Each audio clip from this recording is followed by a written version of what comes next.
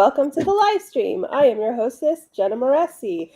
We haven't been here in a while because of hospitalizations and whatnot, but we are back, and no one's in the hospital anymore, so that's good. If you're not familiar, I am a #1 Amazon bestselling author of the Savior series. I'm a romantasy author. I am also a writing craft author. You could check out my most recently released book, How to Write Romantasy. It's available at all major retailers. You could check out The Savior's Champion and The Savior's Sister, and you definitely want to get on them soon because The Savior's Army is available for pre-order right now.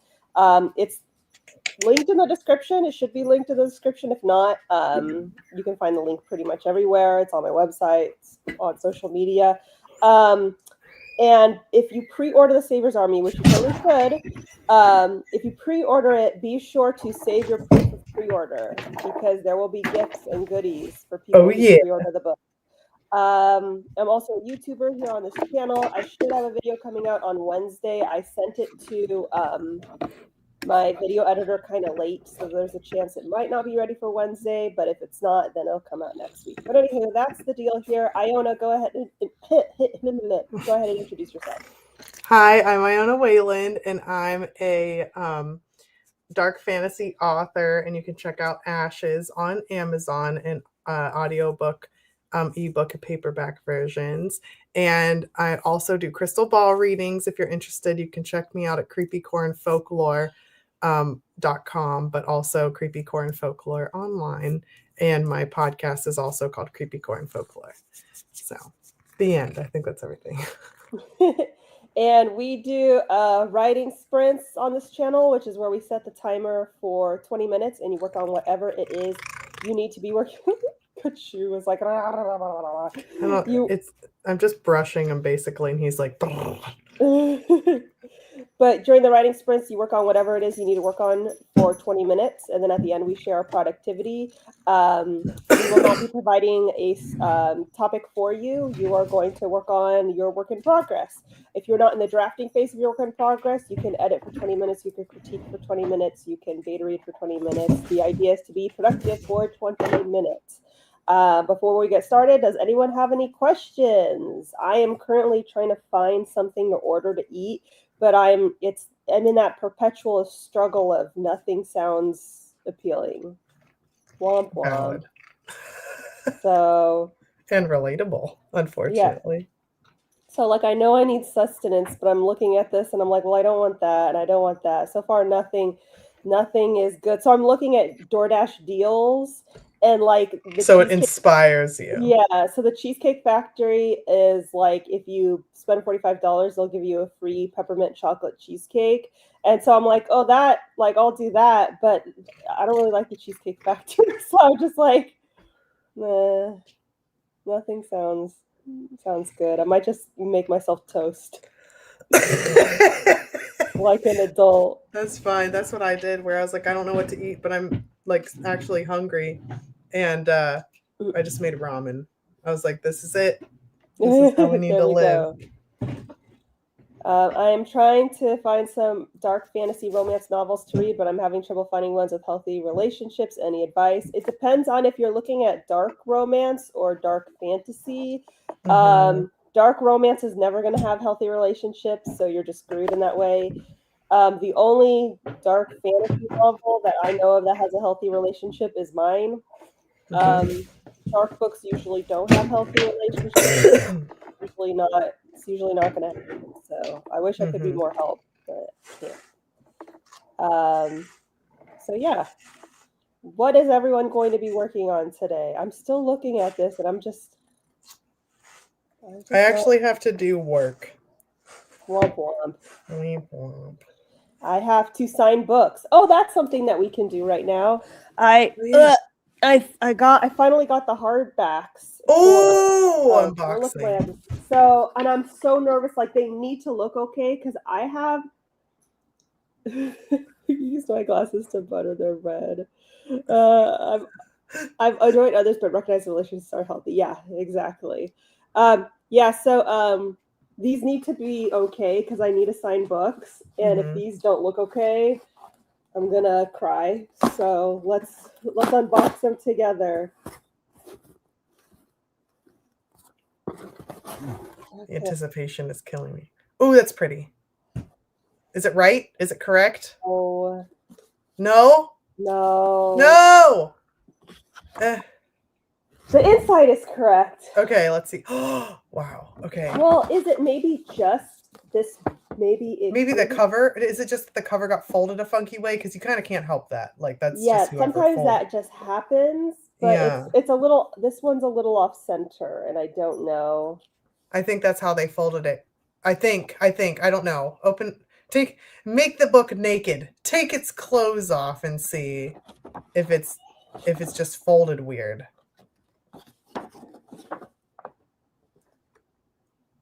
I don't know. I can't tell. But this looks pretty.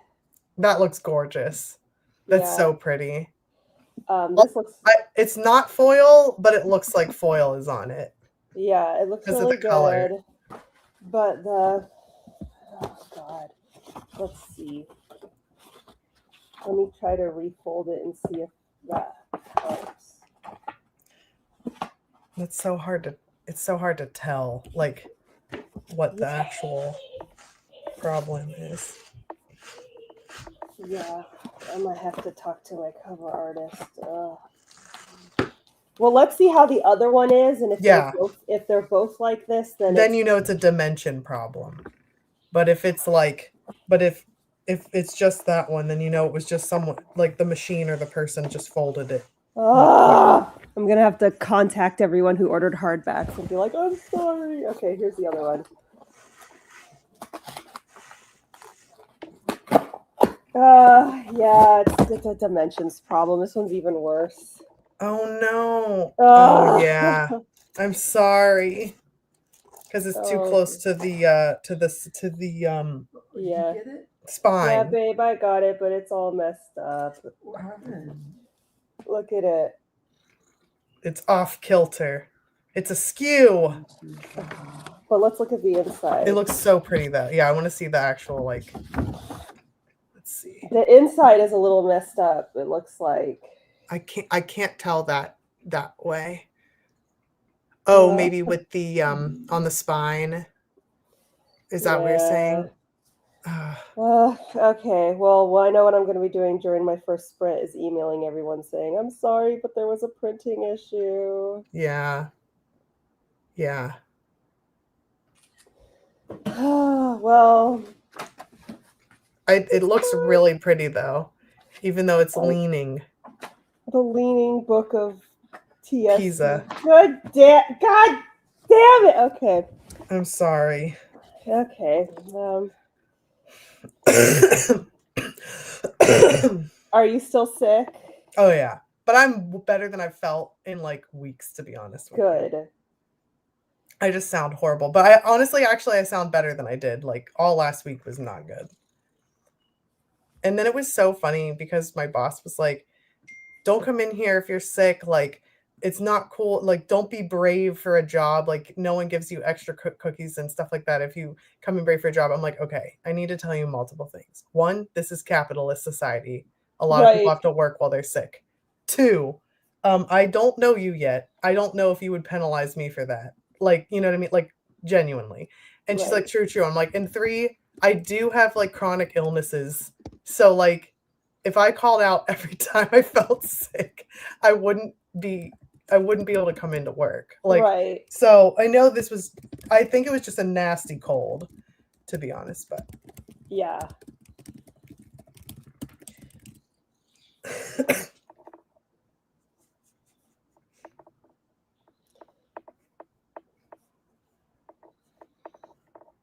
Are you letting them know? Is that what yeah. Yeah.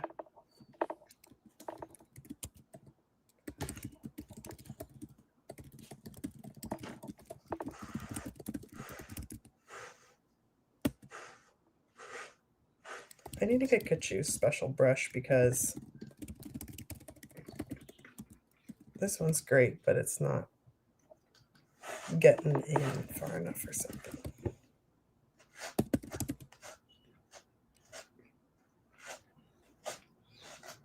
To the, what's it left called? the spine. I've attached 2 images of the TSS books for reference, but they are all like this. Can you reposition the hardback jacket and case laminates for all 3 books if it's possible to get it done this week? I'd really appreciate it. Oh, did you also say that the cover, the TSS's cover, like the underneath part? Yes. Too? Okay. I said the jacket and case laminate. Oh, duh. You just said that. Never mind. Sorry. I don't know why I didn't think case laminate meant the cover. Let's see.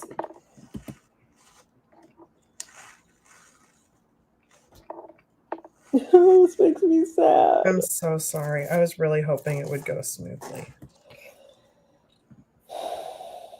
Ugh.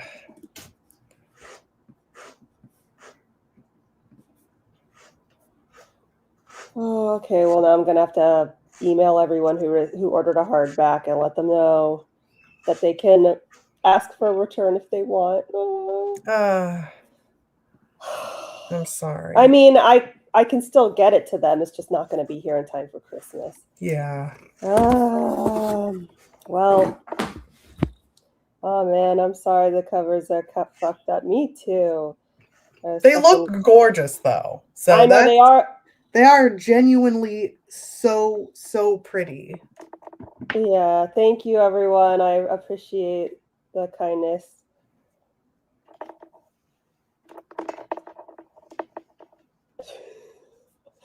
Sorry, I'm catching up on the comments. Sorry, Jenna. Thank you. I mostly just feel bad because 1, I wanted to get these up. They're not live on Amazon yet, and I wanted to get them live. And 2, I wanted to send them. I wanted to send them out to the people who did ordered signed hardbacks, and now it's going to be late. To have it before Christmas, kind of, or holidays, too, because I saw that Hanukkah is really close to Christmas. Excuse me, this year. Download thumbnails, email hardback orders. Sad. I'm so. Did you see it, Cliff? Oh, he's sleeping. Well, at least you guys saw it here. So if anyone thinks I'm full of shit, you can see I am not full of shit. Look at this. This is not right. It's so close too. That's the part that's like really frustrating because it's like it looks so pretty. The design is so great. It's just slightly too far. The slightest of slights.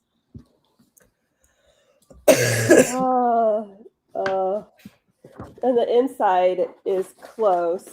Mm-hmm. Closer, but it's still not. It's still not right. Quite. Yeah. It's really weird it's so too. Pretty. It's so pretty.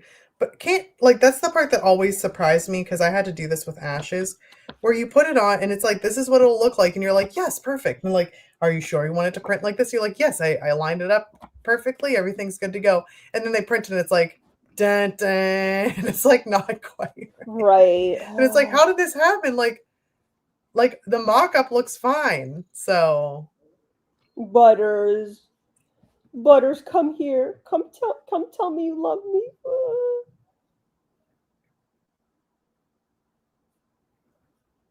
Sometimes I feel like Kachu would have like a Fabio voice. Maybe like, Jenna, I love you. You're sexy and beautiful. It's okay that your covers are slightly to the side. They'll get you in time. Oh, Kachu. You are so kind. I also cannot get my mic to work. It's just on my computer. Oh, that's fine. So. Whatever. Kachu looks like he just woke up. That's just how he always is. He is always the just woke up look. All right, folks. Well, now I have lots more to do during the sprints. I will be sending out emails.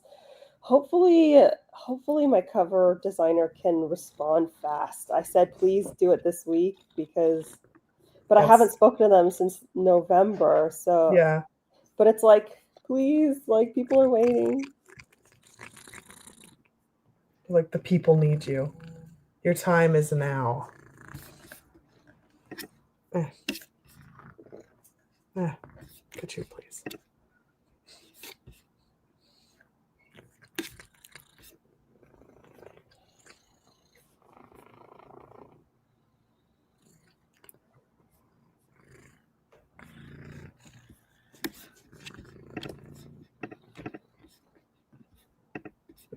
I just got an email that I want to respond meanly to so bad. Don't do it, but yes. But also, sometimes do it. Should you respond meanly to this one? Sometimes you're like, I was mean in this, and then I look at it and I'm like, you were not. I'm trying to think of a way to word this without revealing. Hold on a second. Okay. Why does Wayfair keep...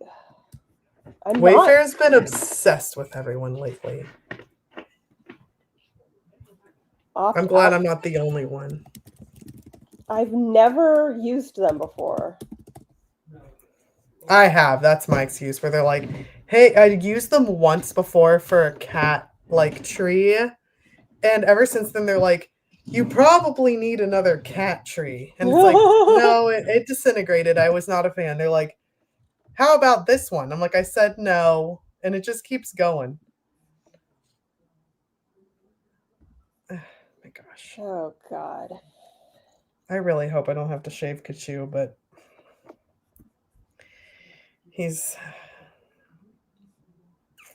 okay. Hold on. Sorry, I'm going through my emails and it's just like, blah, blah, blah. Okay.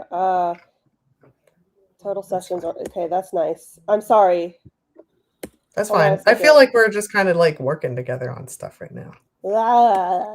Macy's return. Okay. I don't need this. Stop emailing me. Okay. So I was encouraged to join a very well-known group that is designed to support self-published authors. I was encouraged to join because I was, and you have to pay to join, because I was told that if I joined, they would help me out with a lot of business stuff that I needed help with. Sure. That makes sense. Namely, I DM'd you a little bit of background info. Namely, like exit stuff and that kind of shit. I love that. So I joined. It cost me $150 to join. Oh my God. Okay. And they were no help at all. And not only that, but like I did all the steps I was told to do. And they like were kind of rude to me. And they were kind of like, well, we can't help you with that. And then it was just like they didn't do shit, basically. It was useless. And it almost felt like scammy, because it's like, oh, we made you jump through all these hoops. No, it didn't feel scammy. It almost felt like they had something against me personally. Like it felt like the messages I was getting was like, ew, like way to want to help you. So it almost made me feel like, because I knew people who worked there, it almost made me feel like they talked shit about me to people or something. Yeah. And then when I finally was able to talk to someone through them, like I did like a video chat. Yeah. And I think I remember this potentially. And it was very like it was like such I remember that. It was such a rude it's definitely not a scam. I was being very vague. I said scam by accident. Yeah. But it's not. It's not. It's a well-known, if I said the name of the company, like everyone would know what I'm talking about. They're not a scam. But it just kind of, I know people who work in the company, and I feel like I almost feel like they said they were like talking shit about me and like no one wanted to help me. And then when I finally got in a video chat, it was the most unprofessional, rude video chat. To the point where I just started going, okay, so that we could end the call. So anyway, I obviously did not renew. Yes, because of course. there's different levels, and I was on the most expensive level because I needed the most expensive type of help. Yes. I obviously did not renew, and I got an email from them asking, why? What could we do? What could we do better? Like, not even that, but they were like, I noticed that you're not a member of us. Like, what could we offer to make you a member? And it's like, well, you could not be such fucking dicks. And unprofessional and weird. Interesting. And I know the person who emailed me specifically is good friends with the person who told me to join in the first place. And I kind of got the vibe that they were the ones, they told me to join, and then they then you were immediately met with like coldness, basically. I kind of feel like they were talking shit about me because they're the person that I know there, you know. So it's like, and I know that they're friends, so I'm not gonna say anything because I'm not trying to start like beef. No, but it's like, also you made me feel like the loser coming to the popular kids table. You know? Yeah, for sure. Yeah. So I got that email, and I just want to be like, maybe if you guys didn't treat me like a second-class citizen, that would have been nice, you know. And said weird things. Yeah. And tried almost messed with potentially things. Yeah, kind of almost fucked me over. Yeah. I don't know. I'm just feeling about it. Yeah. It's okay. It worked out in the end. I ended up getting I'm trying to be vague. No, you're doing a good job being vague, but it was all you got a better business. Getting my problem solved elsewhere. Yeah. And it worked out for the best. Yes. But it was really like for a while there, I was just like it was kind of the moment that I had gotten the indication that this person maybe didn't like me anymore. But then through this experience, it's like, oh yeah, they don't like me they must not. Because it's kind of, what's the phrase that muddied the waters, you know? Like, it was just very clear that like, because the messages I was getting, it wasn't even just, it was like just they would wait like a week to respond for a time sensitive thing, and I would say like and they know it's a time sensitive thing. I'm like, this is very time sensitive. They would like wait a week to respond and then be like, I don't know what you want from us, like very snotty, you know. And I'm like, what the fuck like is going on? And this is like a reputable company that like lots of famous people work with and stuff. And yeah, so I don't know, I just felt like it felt very bully-ish. I have no idea what you're talking about. Yeah. Good. But at least I know where I stand with certain people and who to avoid and all that good stuff. But yeah, so part of me wanted to respond to the email like, stop being such a bitch, but I'm not. I'm going to be good. But yeah, everything worked out in the end. Let's see. Good. Now I'm getting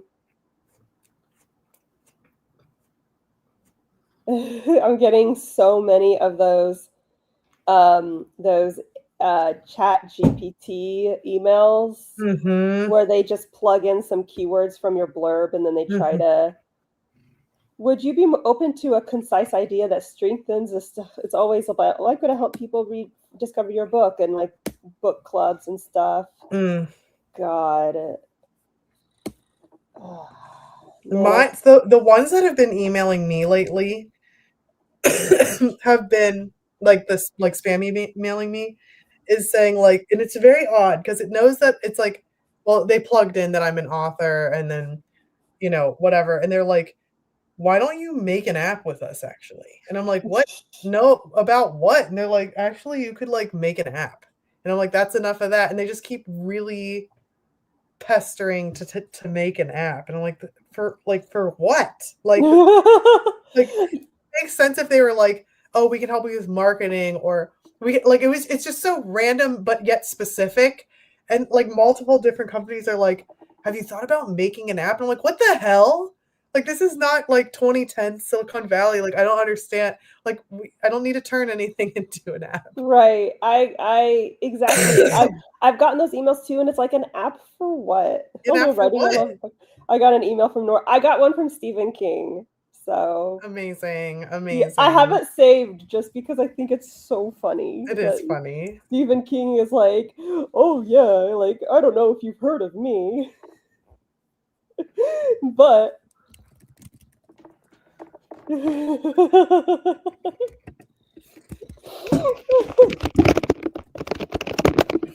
Oh, sorry.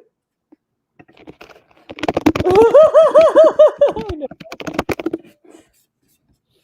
Oh my goodness. The most famous I've had so far is Andy Weir. Nice. Very nice. Someone I don't think I've online. had any. Look at you all. I don't think I've had any famous ones. I only just recently got the Stephen King one, but I did see someone online saying, first I got Stephen King, now I got Sarah J. Maas. Who else is going to notice me? Why am I so popular? That's so funny. Oh my goodness. But anywho, guys, if you guys have any questions, feel free to send them over. I'm like dreading having to send out these emails. Like, I'm so sorry, everyone. And the thing is like, I want to make the email professional, but I also want to make sure that I'm like, you guys, this is not my fault. And you're like, also fix it. This is not my fault, guys. Ugh. Oh, hi, baby. Did you see my book? It's so messed up.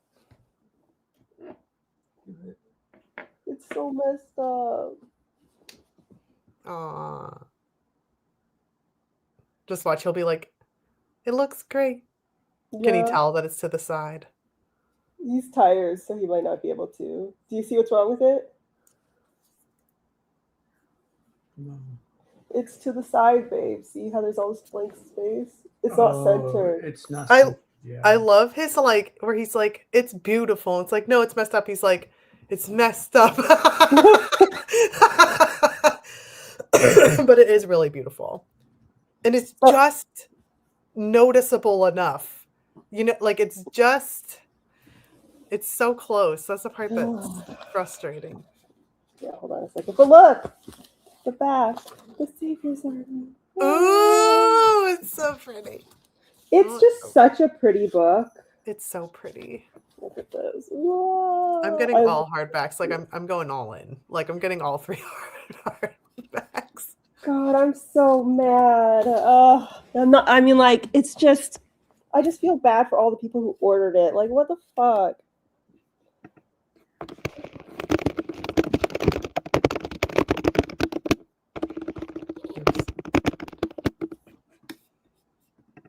I still don't know what to eat, but now I'm not as hungry. Brandon Sanderson. Butters, come say hi. Come. Hello. Hi, buddies. Look at my little nugget. Well, it's early enough. We can order you whatever you want. I know, but I don't know what I want, Poopsie. You're like, that's the problem. Right. Yes, I got a little nugget, though. I got a little nugget with me. Yes. Oh my gosh. Anywho, guys, do you guys have questions, or we can do a sprint and I can give everyone the bad news? Yes, exactly. But I really wanted to get these hardbacks live. I know. Bitches. Is there such a thing as cozy sci-fi? Yes. Okay. Iona says so. I wasn't sure, but yes. The Wayfarer series is considered a cozy sci-fi. Becky Chambers wrote it before. That was like a genre. The cozy genre is not new, but I feel like the term for it is new. You know what I mean? Sense. Yeah. So, and I know another one's cozy that I just read because I don't know what happened, but during like one of the months I was like super into sci-fi for some reason. I was just like sci-fiing it up. But yeah, there is such thing as cozy sci-fi. I wish I had a question, but my brain feels like soup. Your brain feels like soup. Yeah, that's okay. I'll make up answer. No, they can get the off-brand information. The other thing Mr. too, Pibb. the Mr. Pibb. Yeah, I was what was it? One time, someone basically this happened a couple months ago, but someone asked me a question, and I was kind of like, I don't know, and they were like, "Well, I thought since you're friends with Jenna, you would know." I'm like, I maybe it's this, and they're like, "Do you not know?" I'm like, "No." And then I sent the exchange. They're so disappointed. I sent the exchange to Jenna. Was like, I'm the diet Jenna. Like, they're not quite satisfied. I was like, I'm sorry. I'm sorry. And so that's how I feel now. I'm like, yeah, it's totally a cozy thing. I can think of one example. I know I've read more. I hope that helps. Well, that was better than me because I don't read sci-fi, so like I have no idea. So The your only answer's better difference with than it, though, which I think is, so if you haven't watched the video that Jenna did, the cozy video, like how to write a cozy, I'm so sorry. How dare you? Check that one out. But the only difference is that with sci-fi, sometimes, like, you know how did she say it? She was like, Local cozy stakes. is like, it's not like there's low stakes, but the Local stakes are stakes. personal. Local Yeah. stakes. What'd you say? Local stakes. Local stakes. The local stakes. So they have local stakes. The only difference with sci-fi is that sometimes the local stakes do have to do with a bit of an overarching something. It's not like they're going to take on the empire or anything, but they are like part of a Well, bigger. I don't think local exists in sci-fi because Yeah. it's usually planets and shit. So. Yes, it's like a little, but it's still like a personal thing. So. Oh, here we go. Wayfarer, Murderbot, In the Lives of Puppets are being listed as cozy sci-fi. There we go. Puppets. Oh, I would like to read something about puppets. Oh, A Psalm for the Wild Built is a cozy sci-fi, although also that was written by Becky Chambers. I'm realizing there's a theme, but that was the first one I read by her. I didn't realize. Like a slice of life on a spaceship. Yeah, that can be it, but sometimes they are going off to war, sort of, but it's more so like, oh, we're going on a mission that has something to do with the greater planet or the whatever. And that's the only thing, is that even though it's local stakes, it's just a slightly more encompassing or something. But because it's space, it's like bigger in general. Final frontier. I love how you're like, I want to read about puppets, but I have a feeling it's not gonna be about puppets. Oh, I did read that one. I already read that one. What life? And it is more robot-like, not so much puppets. So. I remember I got a book that was like the something Pegasus. Yeah. And the cover had a Pegasus on it, and I was like, "This is gonna be a Pegasus book." And I didn't read the blurb, and then I started reading it, and there was no Pegasus to be found, and it turned out it was a sci-fi book, and the Pegasus was the name of like the sci-fi mission, like Project they can't Pegasus. do that because they put a Pegasus on the cover. That's a lot. Because if they had put the spaceship on the cover, you would have known what the hell was going on. I was like heartbroken. I was like, I'm sorry, that's horrible. I'm not laughing that you were heartbroken. I just think you're like, no. Well, I mean, I wasn't really heartbroken. No. You know what I mean? I know, I'm just. Hello. Hello, baby. We went on a car ride together while Daddy went to the dentist. And we sat for 2 hours. What do you do when a character is completely different from you in every way? I have one, and it's an MC, and I am struggling. Well, for starters, keep in mind that you get to create the MC, so you don't have to make them different from you in every way if you don't want to. You can go and change that to make it easier. So I'm just saying. The other thing is, I write characters who are different from me all the time. I think that's what makes writing interesting. It's like not fun if the characters are exactly like me. You're around people all the time, all over the world. Like you're talking to me right now, and I'm probably different from you. This is where living your life and observation and awareness really helps your writing. Because I write characters who are different from me all the time, and it's not such a big problem because I tap into, well, I've known people who, are like, I'm trying to think of something that's very different from me, but everything I think of is really mean. I've known people who are super athletic, and I'm not. So how would an athletic person react to this hike? I would be sweating balls and whining and be like, let's go home. But an athletic person wouldn't be. You just have to put yourself in that person's shoes and think about how they would realistically react based off of living in this world and being around people. You don't need to be like someone to have an idea. To understand.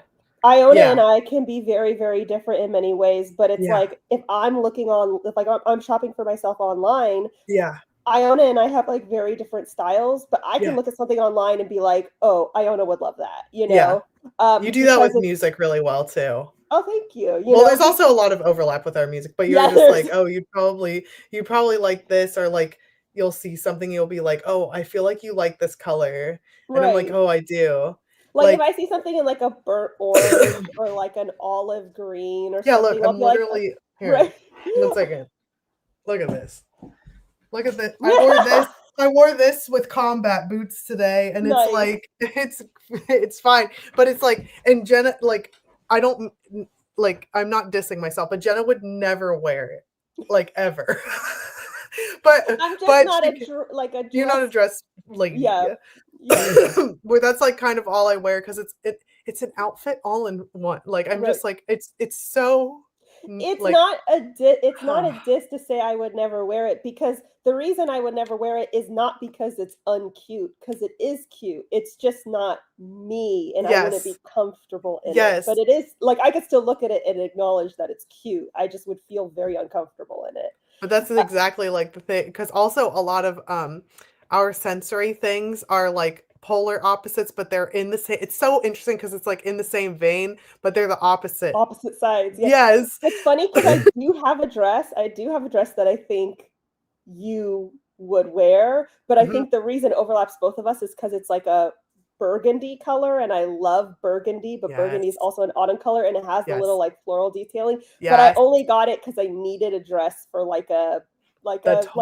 I like that you said floral detail, because I'm like, this has the floral detailing, and like, and this is like fuzzy, like it's like almost like corduroy, but it's not thick. So now I want to go grab the dress and be like, see, hold on a second. Yeah, do it. That just means I need to visit again, and I'll be like wearing your clothes.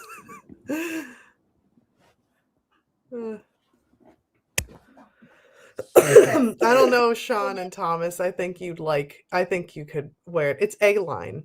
It's an A-line dress that complements every body shape.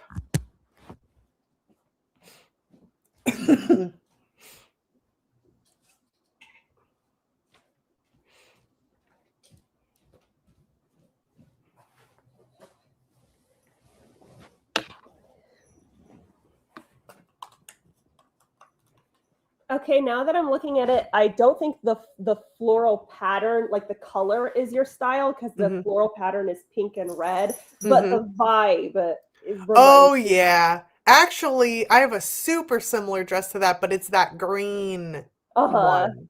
That you were like, the color's made for you, but it was that green one. It's almost exactly the same. It's a wrap dress, so it's got the slit. Yes, I love that. That's really pretty. This is one of my favorite colors, so I was like, ooh. It's so pretty. But I love that when I did the makeup palette for How to Write Romantasy, that it was like your colors. I was like, you know what? That worked out really well. I didn't even notice it until you were like, the top 3 are my favorite colors. And I was like, whoa, this worked out beautifully. Yeah, but it's funny because that dress, I've only worn it twice. Because it's like, I just don't, even though it's like perfectly comfortable. Is that the one that you're wearing in your author photo? No, the one I'm wearing in my author photo is like a kimono.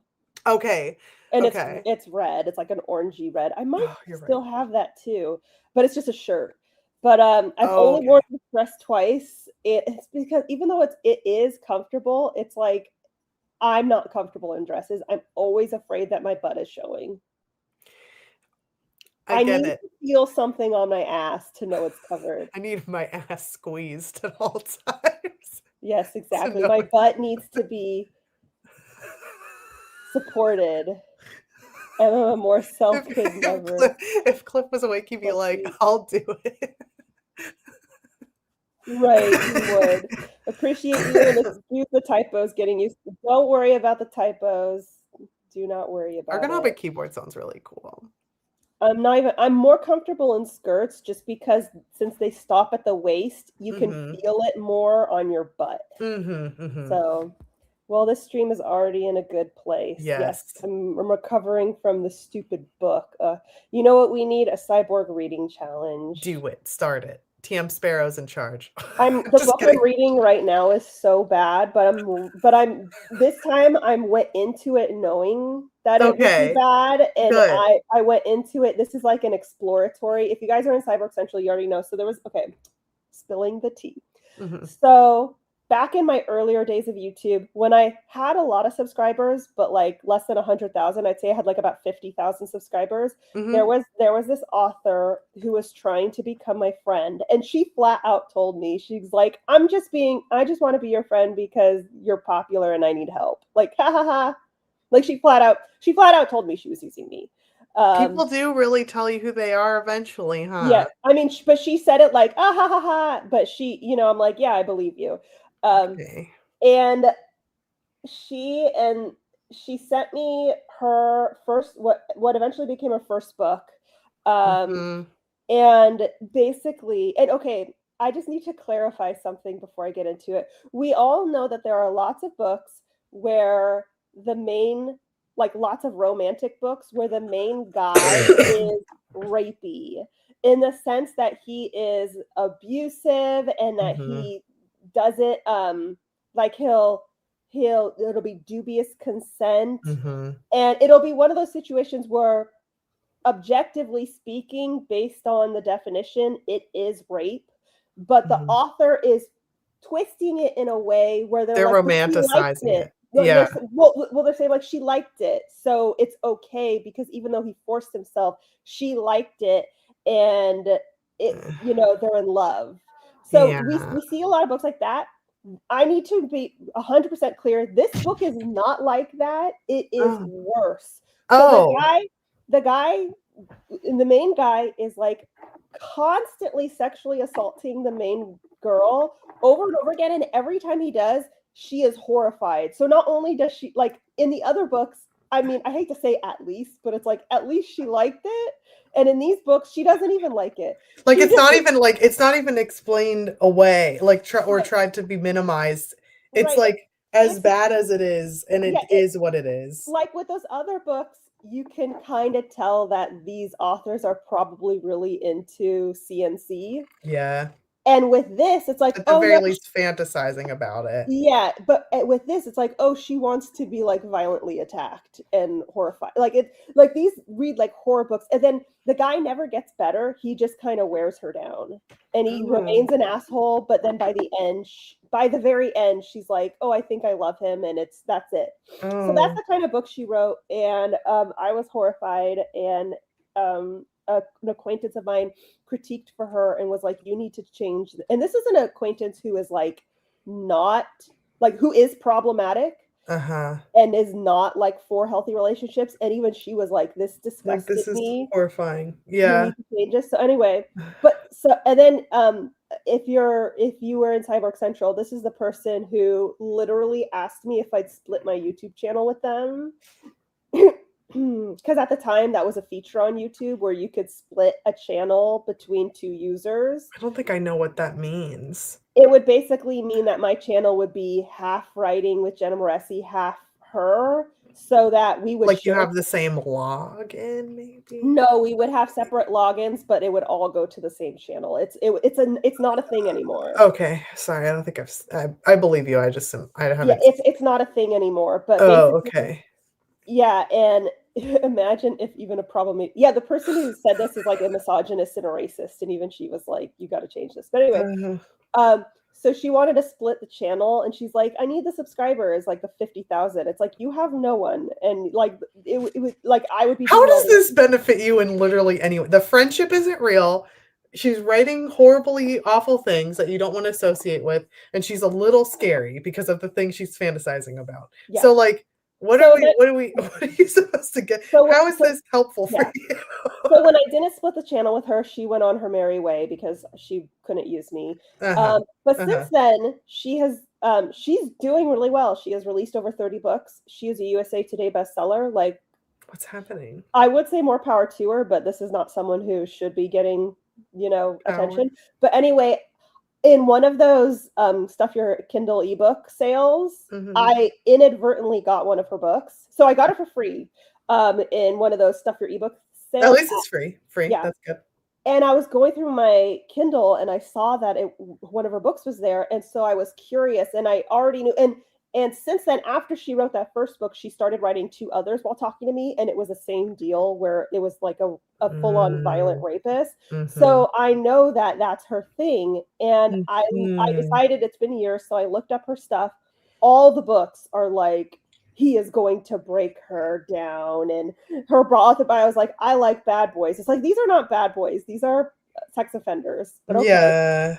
Oh, dear. But anyway, so I decided to start reading the book just to see if she's still doing it. And the very first chapter is introducing the main character, the love interest. I shared it in Cyborg Central, some of it.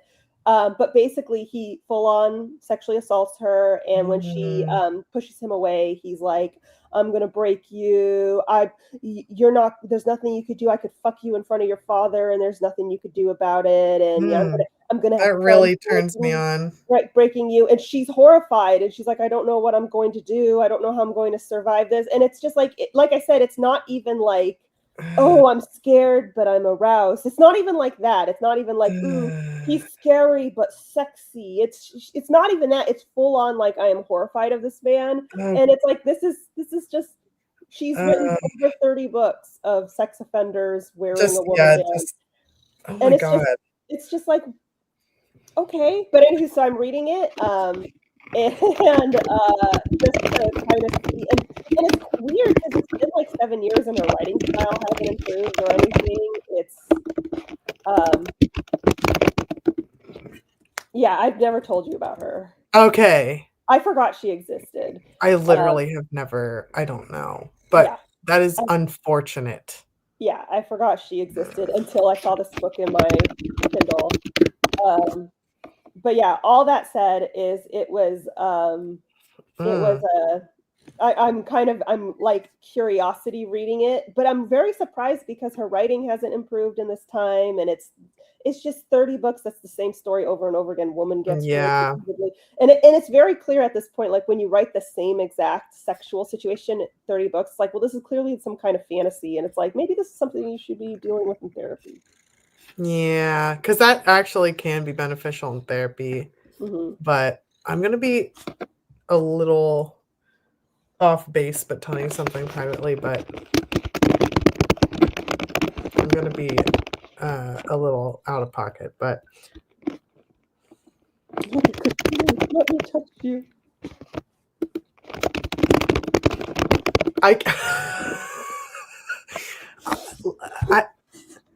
I don't know. Like, it's okay. I just... Is it because you saw? Yeah. I just saw. Okay. Yeah. Hold on a second. It's just disappointing. I don't know.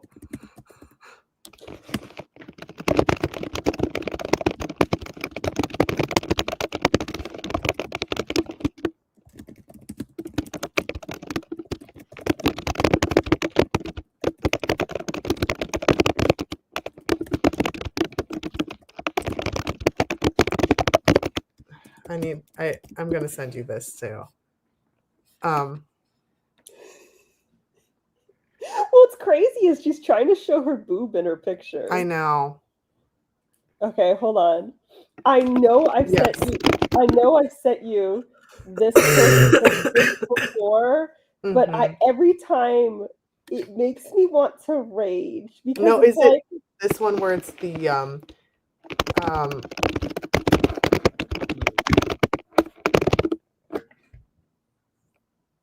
that one? I don't know Okay. because over here that's not like a specific look. I'm sending it to you on Instagram. Oh, okay. It's not a good look, but you can see the Mhm. hair and the hair is really. Oh, here's a better one. Okay. I'm just a little perplexed. Yep, no, that's the one. That's the one yes, that's the one I that I have seen. Mm, yeah. It's just the decisions we make and how we portray ourselves is just a little yeah. I sent something. It bothers me. Yeah.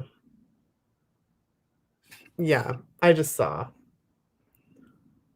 Like I'm just it reminds me of something like one of the little characters from what's that movie where Inside or whatever where it's like the little characters in the head. It just that looks like that would be one of the characters like that would be the emotion frazzled. yes. Oh, Inside Out. Yes, Inside Out.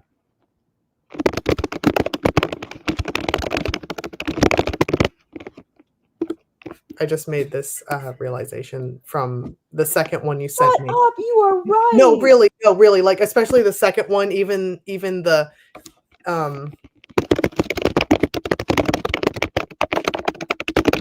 that. Mm-hmm. So yeah, I don't know. Very, very interesting.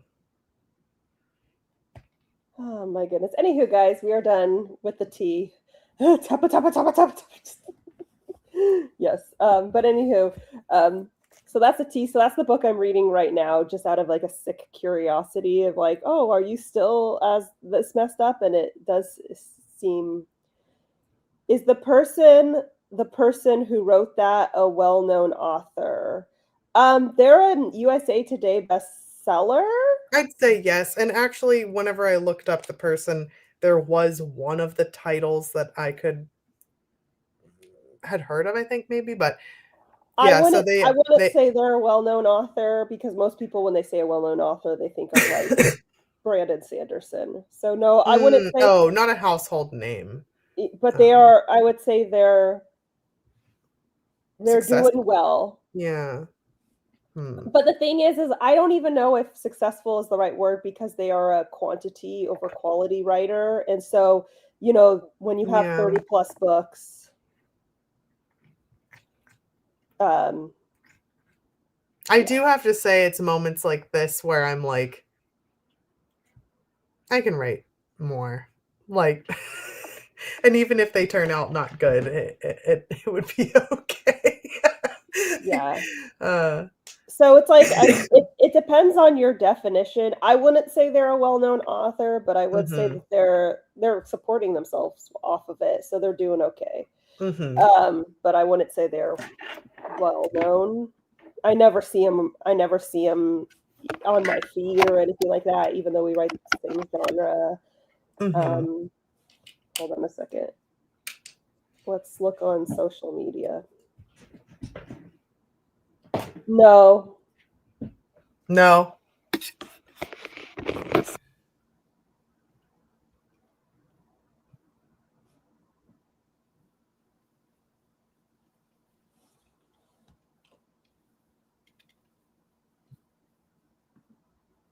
Again, I'm not even sure I'd go with that.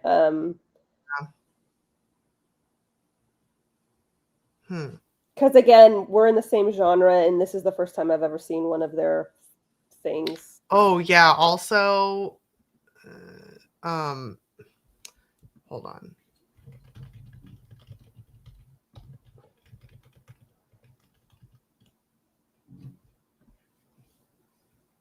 Yeah. Yeah.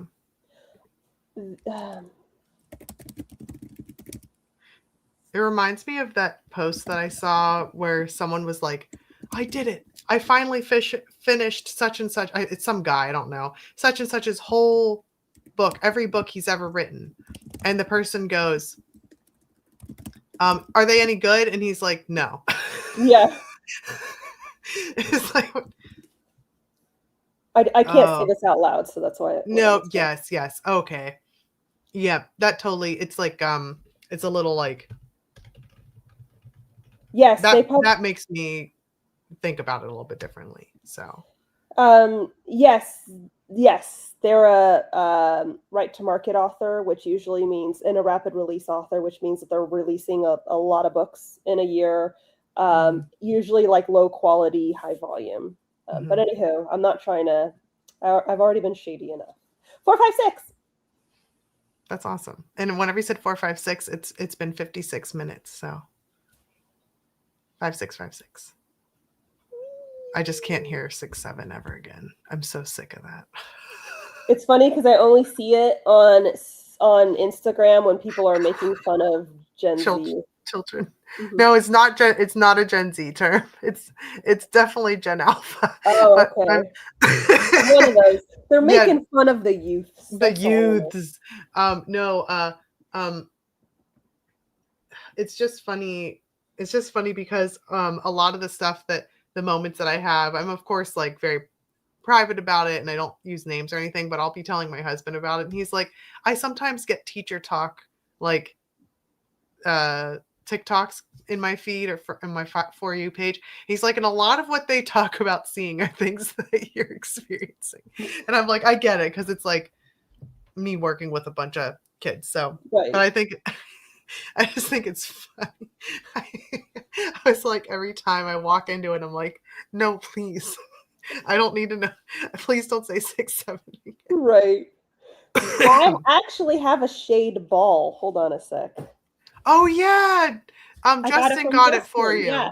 Okay. Butters, why don't you entertain everyone with your floofy butt?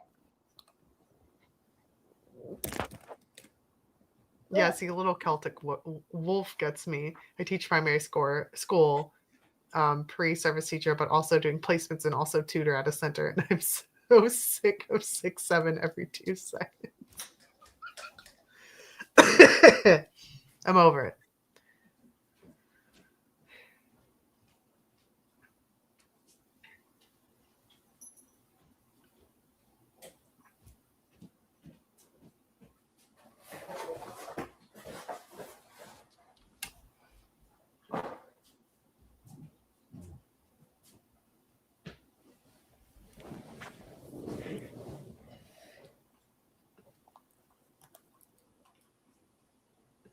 I'm back. Returned. Let's see.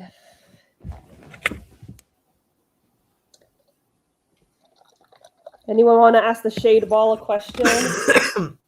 I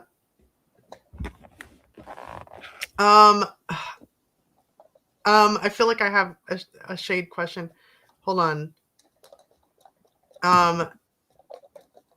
Is this one person at work gonna get fired? Is what I want to know.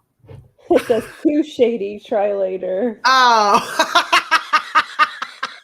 there's this one person at work, not who I work with in particular, but around that just like will randomly drive away, or will be like, oh yeah, I met with this person, and they'll be like driving away, and I'm like, are they gonna get like fired because they're kind of doing things that aren't the best. I hate that was too shady.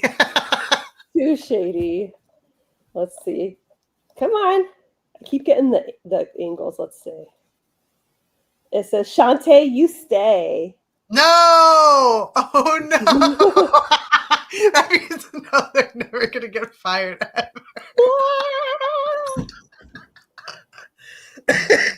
Don't die. Okay, we should probably do a sprint.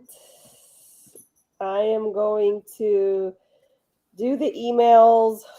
I am going to download some information from my assistant, and then I am going to do the dishes. What are you going to do? Work.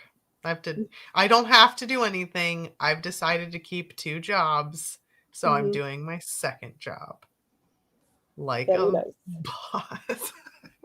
As I'm crying in the corner. Will my professor lose his position now that I'm leaving? Hee hee. Let's see. Yes. Don't say Shantae. Stay. Oh, I'm sorry. It says girl. No. Oh. I'm sorry. But okay, guys, we're going to set the timer for 20 minutes. Friendly reminder, we will be muted. That's right, Bubba's. We'll be muted and pooted. Okay, 3, 2, 1, go.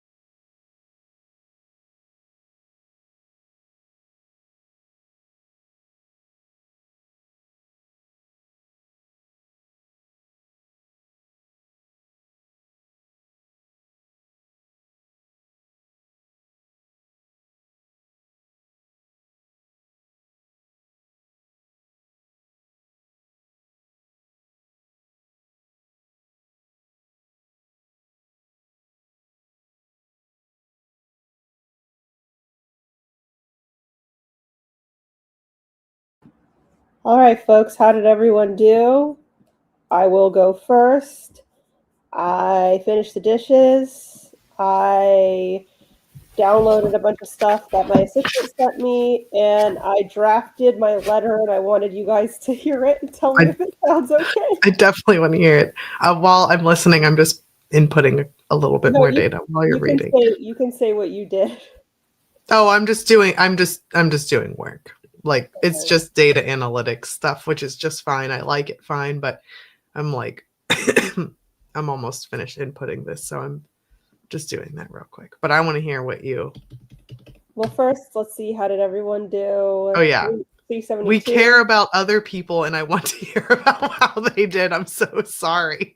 I deleted 5 words, then wrote 72 other words. 201. Nice. I started making the cyborg reading challenge I was joking about. Yay! Awesome.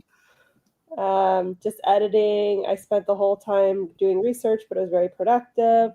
Working on stocking stuffers for coworkers. Very nice. I sketched rough compositions for illustrations. Very nice. I'm catching up in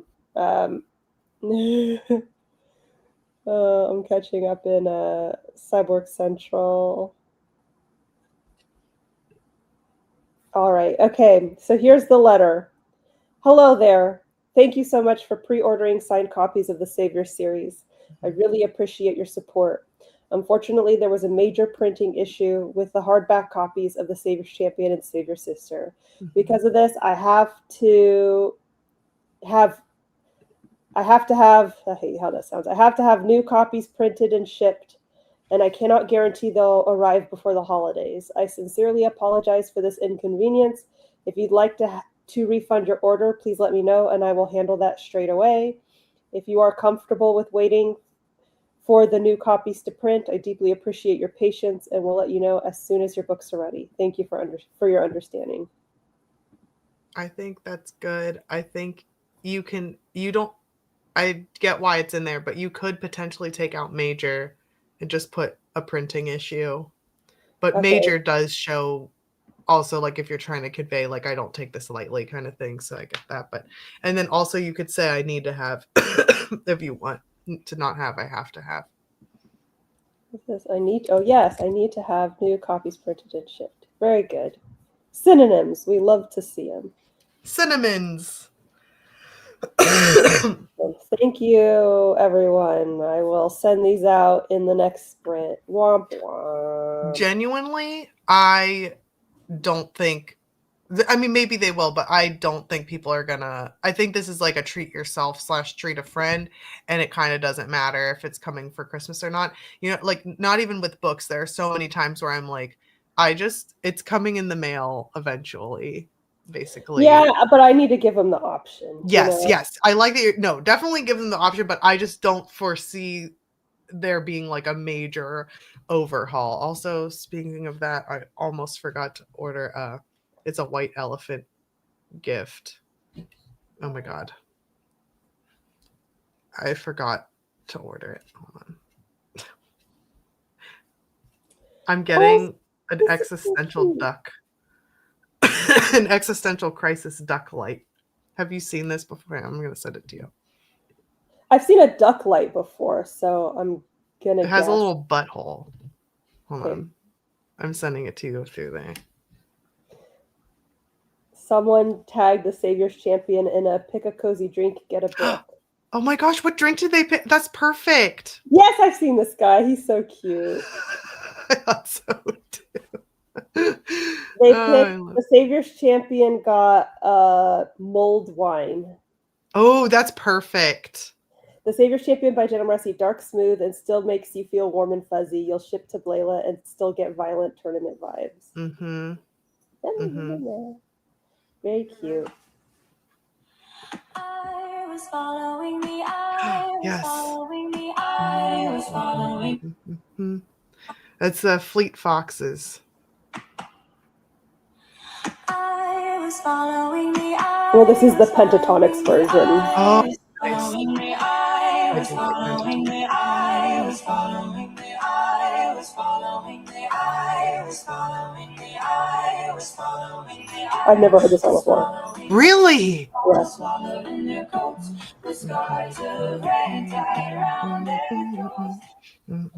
I don't even know who Fleet Foxes are. It's Fleet Foxes, and I keep calling them Fleetwood Foxes by accident, but Fleet Foxes, hold on. Fleet Foxes does a lot of stuff, but that is probably my favorite one. It's probably one of my favorite wintertime songs, and it doesn't really make any sense because it's about like someone's head falling off and the snow turning red, so it's like a little intense. And then I'm like, are they singing about a snowman? Like, what are we singing about, guys? But I love it.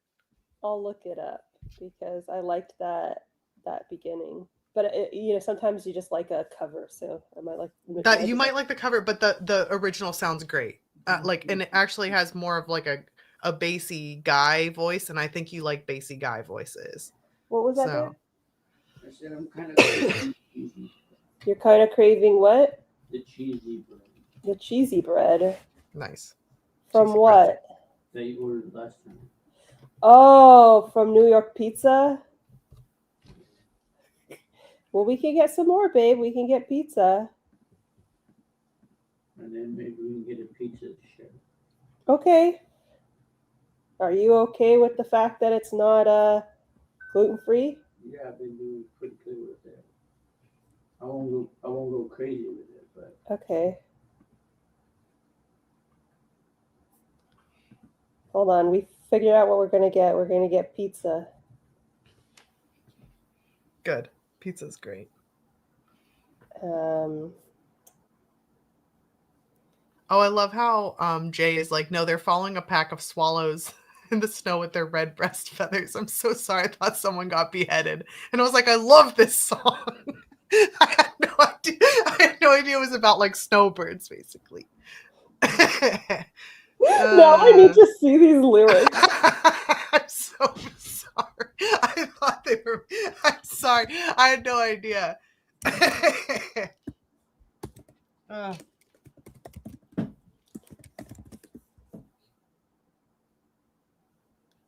Yeah, see, I was not. It still makes sense in my version. Okay, I just looked up the lyrics and I can see. Do you see what I'm talking? I thought it was about like. I thought it was like a sweet. You know how they'll put like sweet song sounds that have like the layers to it on top of like brutal murders. You know what I mean? Like, so I thought I was doing that. You just took it very literally, but they were going for what's it called? Symbolism. Yes, they were. They were going for metaphor. Metaphors. And you took it literally, but I get it because it's like to keep their little heads from falling in the snow. Yeah, what are they talking about? They're talking. And remember, it also made me think about. Remember that like. An old tale or whatever where the woman has the red scarf around her neck. And I thought it was like, what'd you say? Oh, it was green? It's a green ribbon. I thought, green ribbon. Mm-hmm. I don't know. I thought it was a red scarf. I'm just turning everything into a snowman today. Let's see.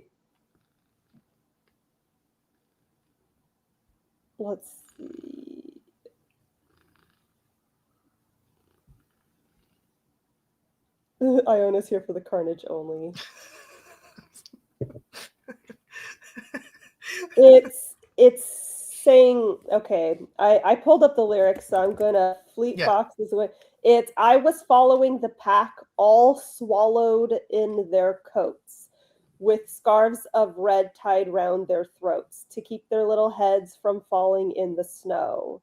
And I turned round, and there you go. And Michael, you would fall and turn the white snow red as strawberries in the summertime. Okay? So they do say swallowed, but they don't say swallows, like little swallows. But it could, but this still could be a metaphor for red-breasted swallows. I don't know, but it is talking about keeping a scarf on your head. So I'm going to look up what is White Winter Hymnal about, because I know the Fleet Foxes guy wrote it. He says, wait, minus AI. Hold on. I don't trust it. AI will just make something up. Fleet Foxes songwriter Robin Pecknold revealed to Rolling Stone that his songs are written from personal experience, including Hymnal, which is the White Winter Hymnal, which was about a time when his friends ditched him in middle school. what are we singing about right now? I don't understand. And apparently there's a bunch of theories. And then also someone says it refers to the ancient solstice tradition involving blood on the snow. No one knows. No one knows, actually. It's a mystery. Yeah, that's not the lyrics. I'm sorry, Jay. So Jay had a lovely image, and they were like, they're following these beautiful birds. All right. I was imagining a child getting beheaded. All right. What do you think is about Jenna? Because now I want you to listen to it. Like, I think it's like the lyrics very clearly sound metaphoric, but I do not at all think they're about birds. I don't think this is about birds. I think this is a metaphor for something bad happening in the winter. That's what I think it is. yeah, because he's like loss of innocence, and we need to Anywho. play wrong lyrics only. Babe, what kind of pizza do you want? Is like a cheese pizza okay?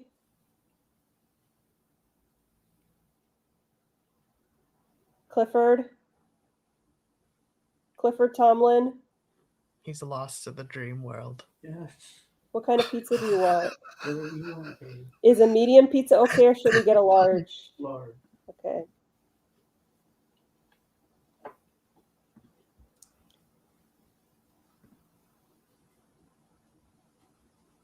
Okay. You're okay with just a cheese pizza? Yes.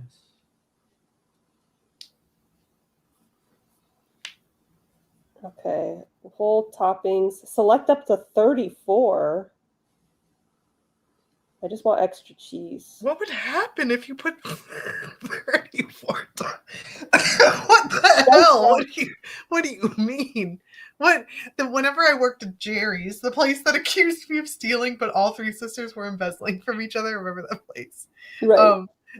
There was something called the kitchen sink pizza, and we did sprinkle a little bit of everything on top of it. Interesting. We can do a half and half pizza if you want, babe. Okay. Do you want a half and half? Yeah. What do you want on your side? Like the works. The works? What's the works? Like olives, bell peppers. Okay. I love this exchange. Okay. Sorry. I got bell peppers and olives. Do you want like... Just run down the list. Oh, that's black beans. Ew. Canadian bacon. No. No. Chicken. Ew. Corn? Eggplant? What liminal pizza place did you find? What's happening? Garlic?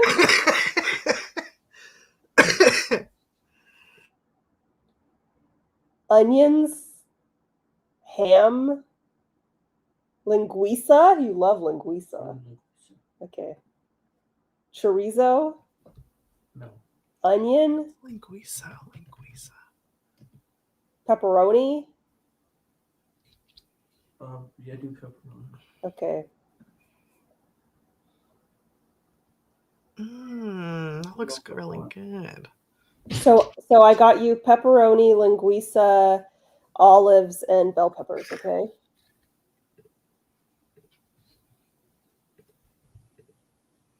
Is there any other? What about Bacon, anchovies, artichokes.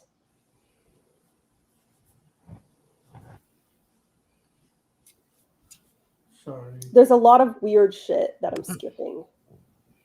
Like pesto and black beans. There's no sausage? You're not okay with... Isn't that what linguiça is? Oh, the grease is, I guess that's fine. There's Canadian bacon, chicken, corn, eggplant, feta, basil, garlic, tomato, onions, ground beef, ham. Oh, there's Italian sausage. You want to add that? Sure. Okay. Jalapeno. You want that? No. Okay. All right. There's shrimp, salami, spinach. There's lots of shit. That Can I just? Yeah, I think we're okay. Okay. And my side is just cheese. That's okay. Okay. Extra cheese, regular sauce. Okay. Add to cart. What are we getting? $5 off, $35. What's happening? Can you hear him screaming over here? Yes, absolutely. I don't understand. Okay, I'm getting you the cheesy sticks too, babe. The cheesy bread. Okay. This is an expensive order. Fucking DoorDash. Okay. All right, guys. Thank you guys for dealing with that. I heard mac and cheese pizza is good. That sounds cursed. It's just pizza tubes on top of pizza. That's how I'm looking at it. Pizza tubes. Yeah, because it's like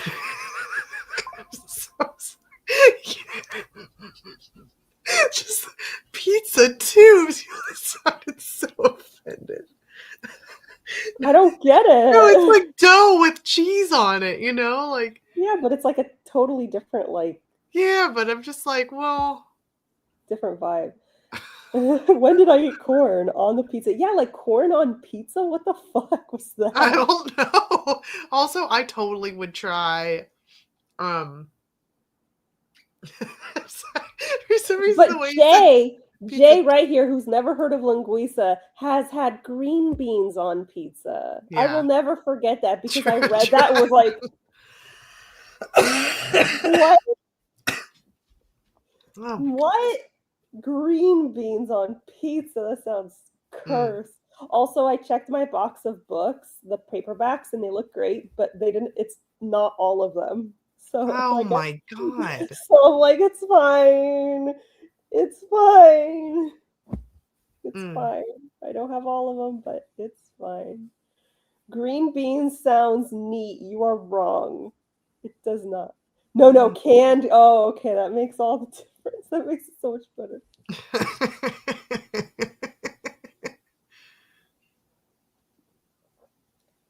Thoughts on lettuce on pizza? I mean, that sounds disgusting to me, but I think lettuce is disgusting, period. I would eat spinach on pizza though. I wouldn't, but I don't like spinach. But I would sooner do spinach then. Can we say new printers?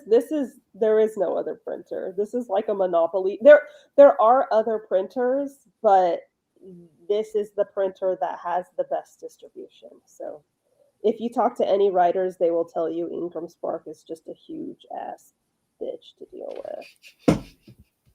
I know Book Vault is kind of coming up there, but to my knowledge, they're mostly in the UK. So it's like, I've heard good things about Book Vault, but it's like, okay, now I got to wait for all of my shit to come from the UK as opposed to coming from a couple states over. Yeah.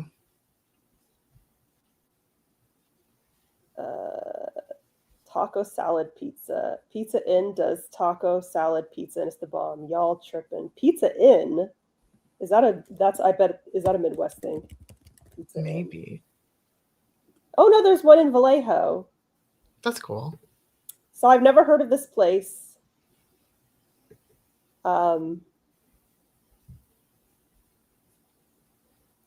I'm still never having lettuce on pizza. What's the difference between lettuce and spinach? They're different plants. So spinach are like individual kind of little leaves, and then lettuce are the huge leaf. And they're light green, whereas spinach is dark green. Yes. They do not, to my knowledge, make a ranch pizza. Cliff loves ranch on pizza. I don't like ranch, period. But look, if you don't have little kids, it's probably not worth the trip. Well, I'm not going to Vallejo anyway. But yeah, it doesn't. Yeah. But I believe you. I'm sure it's great. You also got to keep in mind that I'm autistic, so I'm got very picky food choices. So I am not indicative of the masses. So there are lots of things that I think is gross, that I know I shouldn't think that, but I do. Like, I wish I loved eggs, because eggs look so good, like I scrambled also wish eggs, you liked eggs. omelets, they look so good, but every time I eat them, all I think is, this is eggs, this is eggs. It has no flavor to me, and it's just like a mushy gushy. It's, to me, it's like the equivalent of eating Like tofu or something. I have a hard time no, like that with tofu. I don't like tofu, but I don't mind it. With eggs, it reminds me of eating like silly putty or like gack from the 90s. Oh yeah, it does have a gack. Yeah, feel. it's just like mushy and flavorless. I love And everyone's eggs like, so much. oh well, it takes up the flavor of whatever you put in it. And it's like, yeah, but it doesn't change the fact that it's mushy. Like, you know. But anyway, I think I like the mushy texture, and that's what I also like the waxy, like crisp texture of a lot of vegetables. But I feel the same way about fruit, where I'm like, I really wish I liked fruit because it smells good and it looks really pretty and it's so good for you, and I cannot handle it. Yeah, there's just certain things. And I wish I liked salad, because so many salads are so pretty. And I'm like, this just looks like you see someone eating a salad and they just look they look like a cool girl. I don't know. They look like the popular girls who I couldn't sit with, you know? And I just wish I could eat a salad with a little fork and be like, oh, yummy, a leaf. I can't. I think salads are disgusting. I think salad dressing is disgusting. I've never tried a salad dressing that I didn't think was absolutely vile. And I hate lettuce. I hate that waxy little that you just chew it and nothing happens to it. It just stays solid in your mouth. And it's like, how hard do you have to chew this fucking thing to make it disintegrate? Don't like it. So I'm very aware that it's a me thing. You can get dessert pizza in Australia. Yes, I've had dessert pizza before. It's delicious. You can make it here as well. I haven't. The only places I've been to that had dessert pizza are like restaurants, are like BJ's. They have the Pizookie, which is a pizza cookie. So I see that a lot of places. But yeah, they're really good. But I've had it where it's like the pie dough, whatever, and they almost make it into like they put the stuff on top where they'll make it taste like apple pie, or they'll make it taste like cinnamon toast or something, but they cook it in like an actual with using the dough. Yeah, I've had the dessert pizza I've had, the dough is made of like a peanut butter cookie. Wait, Pizookies are real? They are real. I order them all the time. Hold on. I'll go get you a picture. BJ's Brewery. Okay. They're very good, and the only thing is they got rid of one of my favorite kind. Ew! Oh, they got that Dubai chocolate that's super in style. I don't know what that is. I just think keep seeing and hearing it, and there's green stuff that pops out, and I'm just like really not sure what's going on. It's pistachio. I think it looks so disgusting, but it's like really in style. Anywho, oh, they brought it back. Oh my gosh. Okay, so one of my favorite Pizookies at BJ's is their monkey bread Pizookie, and they brought it back. I'm so excited. But they also have Dubai chocolate Pizookie. They have a Holiday Lights Lucky Ducky. It's like a drink that's a little bathtub. Hold on. I'm looking at their seasonal menu. They've got a BJ's Tipsy Snowman. These are adorable. A Dubai chocolate espresso barf. Okay. Now I wish I ordered BJ's. Oh well. Here, let me continue to view menu. I'm trying to get. I'm just glad I'm over the matcha before it became super intense. I used to get a matcha every single day, or make matcha every single day for like 2 years, and then I just suddenly didn't like it anymore. And now everyone's obsessed with it. And it turns out you can have too much matcha, just like anything else. But some people have been like overdosing on matcha. I'm like, oh no, you have to be careful. I never understood the appeal of matcha, but again, I worked at Starbucks, so that totally makes sense. And also, I like it tastes like grass, and I just really like. That's why I never understood the appeal. Yeah, I really love it. But also, you don't like tea, and tea also tastes like dirt. Yeah. And I'm like, excellent. This is so good. I'm just glad that someone who likes it is willing to admit it. No, it absolutely. I just like. That's why I like mushrooms so much because they also taste like dirt. See, I like mushrooms, but I don't think they taste like dirt. I think they absorb whatever I cook it in. That is I a make thing. mushrooms and I fry it in olive oil with garlic and I put like Parmesan cheese on Do you it. ever And eat raw mushrooms? Because I eat raw mushrooms. No. I wash them, of course, but like the raw sliced, Uh-huh. Yeah, but that tastes like dirt. And then I like Jay's like matcha just tastes like grass to me, and I don't like it. Matcha tastes like grass to me, and I love it. Yes, they're delicious. Jay just said they would try it. It's delicious. Ace said it looks good, but my autism hates trying new foods. The first one is literally just a chocolate chip cookie. So if you've had a chocolate chip cookie, you'd be fine. The second one is monkey bread, which is just cinnamon dough. Did you put this in Cyborg Central? I sure did. And then the third one is just an alcoholic drink in a bathtub. Oh, I see. Oh, that's fun. Ooh, that looks good. I think if I were there, I would try the monkey bread one. Because I really like. You can also get like 3 mini ones, so you can try it because they have got a bunch. Flight of Pazookies. No, seriously, that's pretty much what it is. But yeah, and I don't understand the drink. Is it Jell-O? No, that's just ice cubes, making it look like Jell-O. The ice cubes are so cubed. They've like, got lights in it. They're like not real ice. Oh! I was like, what's going on? That's why they're glowing. Yeah, I was like, why is it glowing? And 2, why are the cubes so cubical? Like, that doesn't look right. I was like, this is AI. Yeah, it's like glowing little. Yeah, but I understand now where it's like an actual glowing cube that looks. Now I want to show you guys the other stuff. Everyone just come visit me and we'll go to BJ's. I'm making it sound like BJ's is a magical place. It's just a chain restaurant. It's not. I've been to a BJ's before and I loved it. I really like it though. I loved I got something at BJ's once. It was like some sort of noodle with like capers, and I didn't know what capers were, but I was being really daring and I had it and it was like, this is amazing. And I still don't know what capers are, but I really like how salty they are. Was it some kind of like chicken piccata or something? Maybe, because chicken piccata usually is served over pasta with capers. That's why. That's absolutely what it was. But I don't know if BJ's even has that. But they've changed their menu a lot. So and the last time I ate at BJ's was in 2014. So it's changed since then. I'm sure that's different, but chicken piccata, that's good. I used to work at BJ's. Amazing. I think Cliff worked there for a little bit.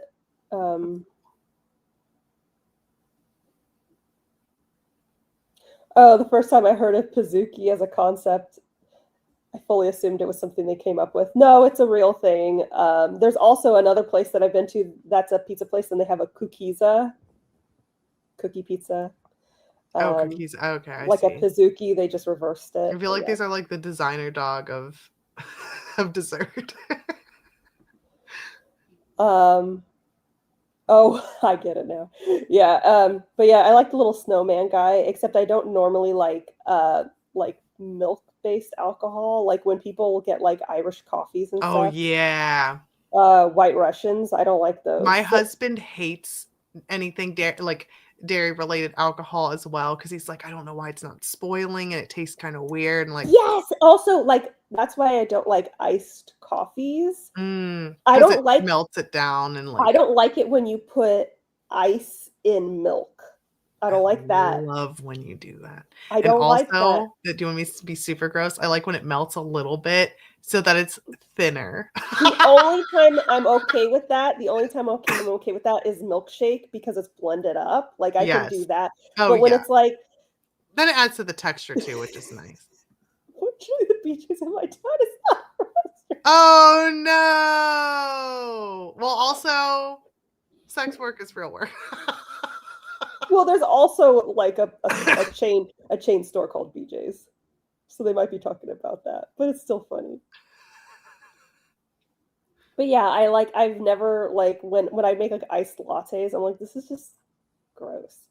Also, Yeah. Thomas said capers, I believe, are brine pickled flower buds. That explains why I'd like it, but I thought they were like baby olives. I don't know. That's so Yeah, crazy. capers are pickled, unopened flower buds of the caper bush. Wow. I really like to eat plants. That every time I go to the doctors, they're like, "Are you a vegetarian or vegan?" I was like, "What? No." And they're like, "Well," because they always ask you what you eat and shit. And I'll tell them, and I'm just like, "No, that's not it. I'm no." And they're like, "Well, when have you eaten like any meat?" And I'm like, "Huh, good question." Hold on a second. Oh yeah, Casey, we definitely have lots of seafood pizza, like a lot. Because Jenna lives close to the Bay Area, and the state that I live in is very amped up about seafood. So Yes, I live in Seattle.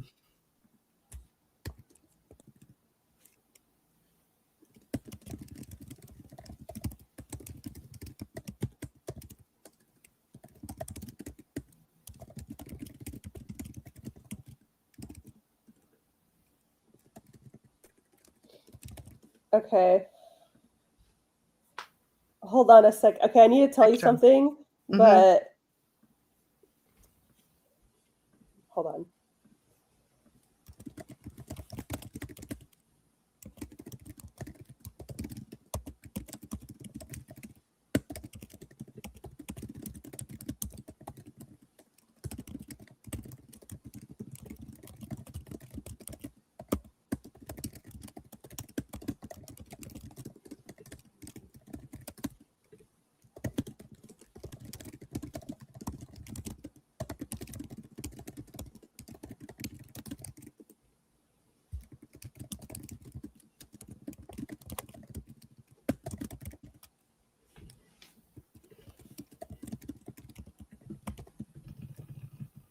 I hope I'm making sense. let me see.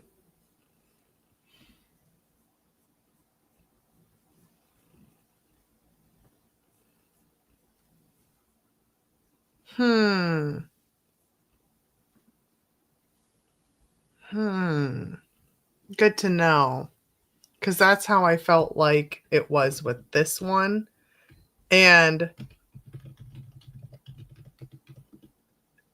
also... Oh yeah, I still haven't received anything either, and it's supposed to be this month. Yeah, mine was supposed to be here, and we started...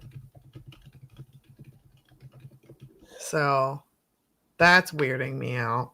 Yeah, well, with this person, they put their rates online, and it's just, and their rates were in their currency. No, that's why I'm like, And yeah, now that's totally the quote good. they're giving me, it didn't have that currency, so I'm like, okay, what currency is this? Like I saw your currency, I saw your rate sheet, so now I'm kind of, but I don't want to be a bitch, No, but well, I've totally told people like originally it's a little, I've had to do this before. It was a little embarrassing, but it's fine. But I was like, I'd love to do this, and this, like for instance, for this, for the one I'm talking about, they had a particular rate for commercial usage that was totally within budget, and then they sent me their thing, and I was like, I can't do that now. And they were like, that's okay. And then it just keeps changing. So I don't know. Well, they had taken their rate sheet down, and they just recently added it. So this is like a brand new rate sheet. And just like the other day, like, because the thing you sent me, I had seen just naturally too, and I was like, okay. Yeah, but it was still doable though. Yeah, well, the brand new rate sheet that they had up was affordable, and I was like, yes, I can do this. And so I hit them up and I showed them exactly what I wanted, and I said, what's the rate? And the rate they're quoting me is not what's on the rate sheet, so I'm a little bit like, am I missing something? But I also don't want to be a bitch, because the rates on their personal page are like way lower than the norm, so I don't want to take advantage, but that's also the rates that they put out. Yes. Does that make sense? It's yes. Yes. And I hope they're not doing something like dynamic pricing, where they're like, well, you have, I'm just making this up. It's like, well, you have lots of followers and you live in this particular state, so I'm going to make it this much. I hate dynamic pricing. I think it's very unfair and presumptuous. I know how to speak. Yeah, because it's like the whole reason, I mean, I like their style and everything, but part of the reason was because they're so affordable, I could get, multiple pieces and I would just be a recurring customer. But now I'm like, well, at this rate, yeah, that's what I did. I asked to clarify what the currency was. So we'll see. But like I said, I don't want to be a bitch and be like, well, that's not what I was expecting, so bye. I don't know. I know. Because I feel like people deserve, to get paid and everything. And the rate that they quoted me is not unfair. It's a fair price. Mm-hmm. It's just not what was listed in their rate sheet. Mm-hmm. So if I had known it was this price, even though it is a fair price, I probably wouldn't have hit them up. That's what I mean, where I'm like, I'm never going to tell an artist what they should charge because I do not know, and only they know what the correct is. It's just, I just know my budget. Mm-hmm. I know what I can afford / based off of ROI and stuff like that. Mm-hmm. What's quote worth it. So yeah, and I know a lot of authors like spend a shit ton of money on this. Yeah. And that's great. I like my stuff to pay for itself. That's been my kind of goal. Yeah. I say each time, it's just one fucking book, but still, I like it paying for itself, Yeah, and I already have 3 pieces that are in the process. I emailed that artist like, hey, what's going on? Because they said it'd be done this month, and I'm using one as a pre-sale incentive. So I'm kind of like, come on, like what's going on? But I haven't heard from her, so I'm getting nervous about that. And yeah, what a bunch of poo. Mm-hmm. But anyway. Okay, thank you. Because basically, like the rate sheet said one price, the price they quoted me is still a fair price. It's just that it's not what I wouldn't have hit them up if that was the price on the rate sheet. Mm-hmm. But I don't know. I don't want to be a bitch. But yeah, so I just asked them like, what, currency are we? I don't know. Mm-hmm. I'll talk about it a little bit more in Cyborg Central. I'm trying to be vague. Any updates on future projects and possible new works you're thinking about for you both? I can start working on the rom-com again this week, so I'm really excited about that.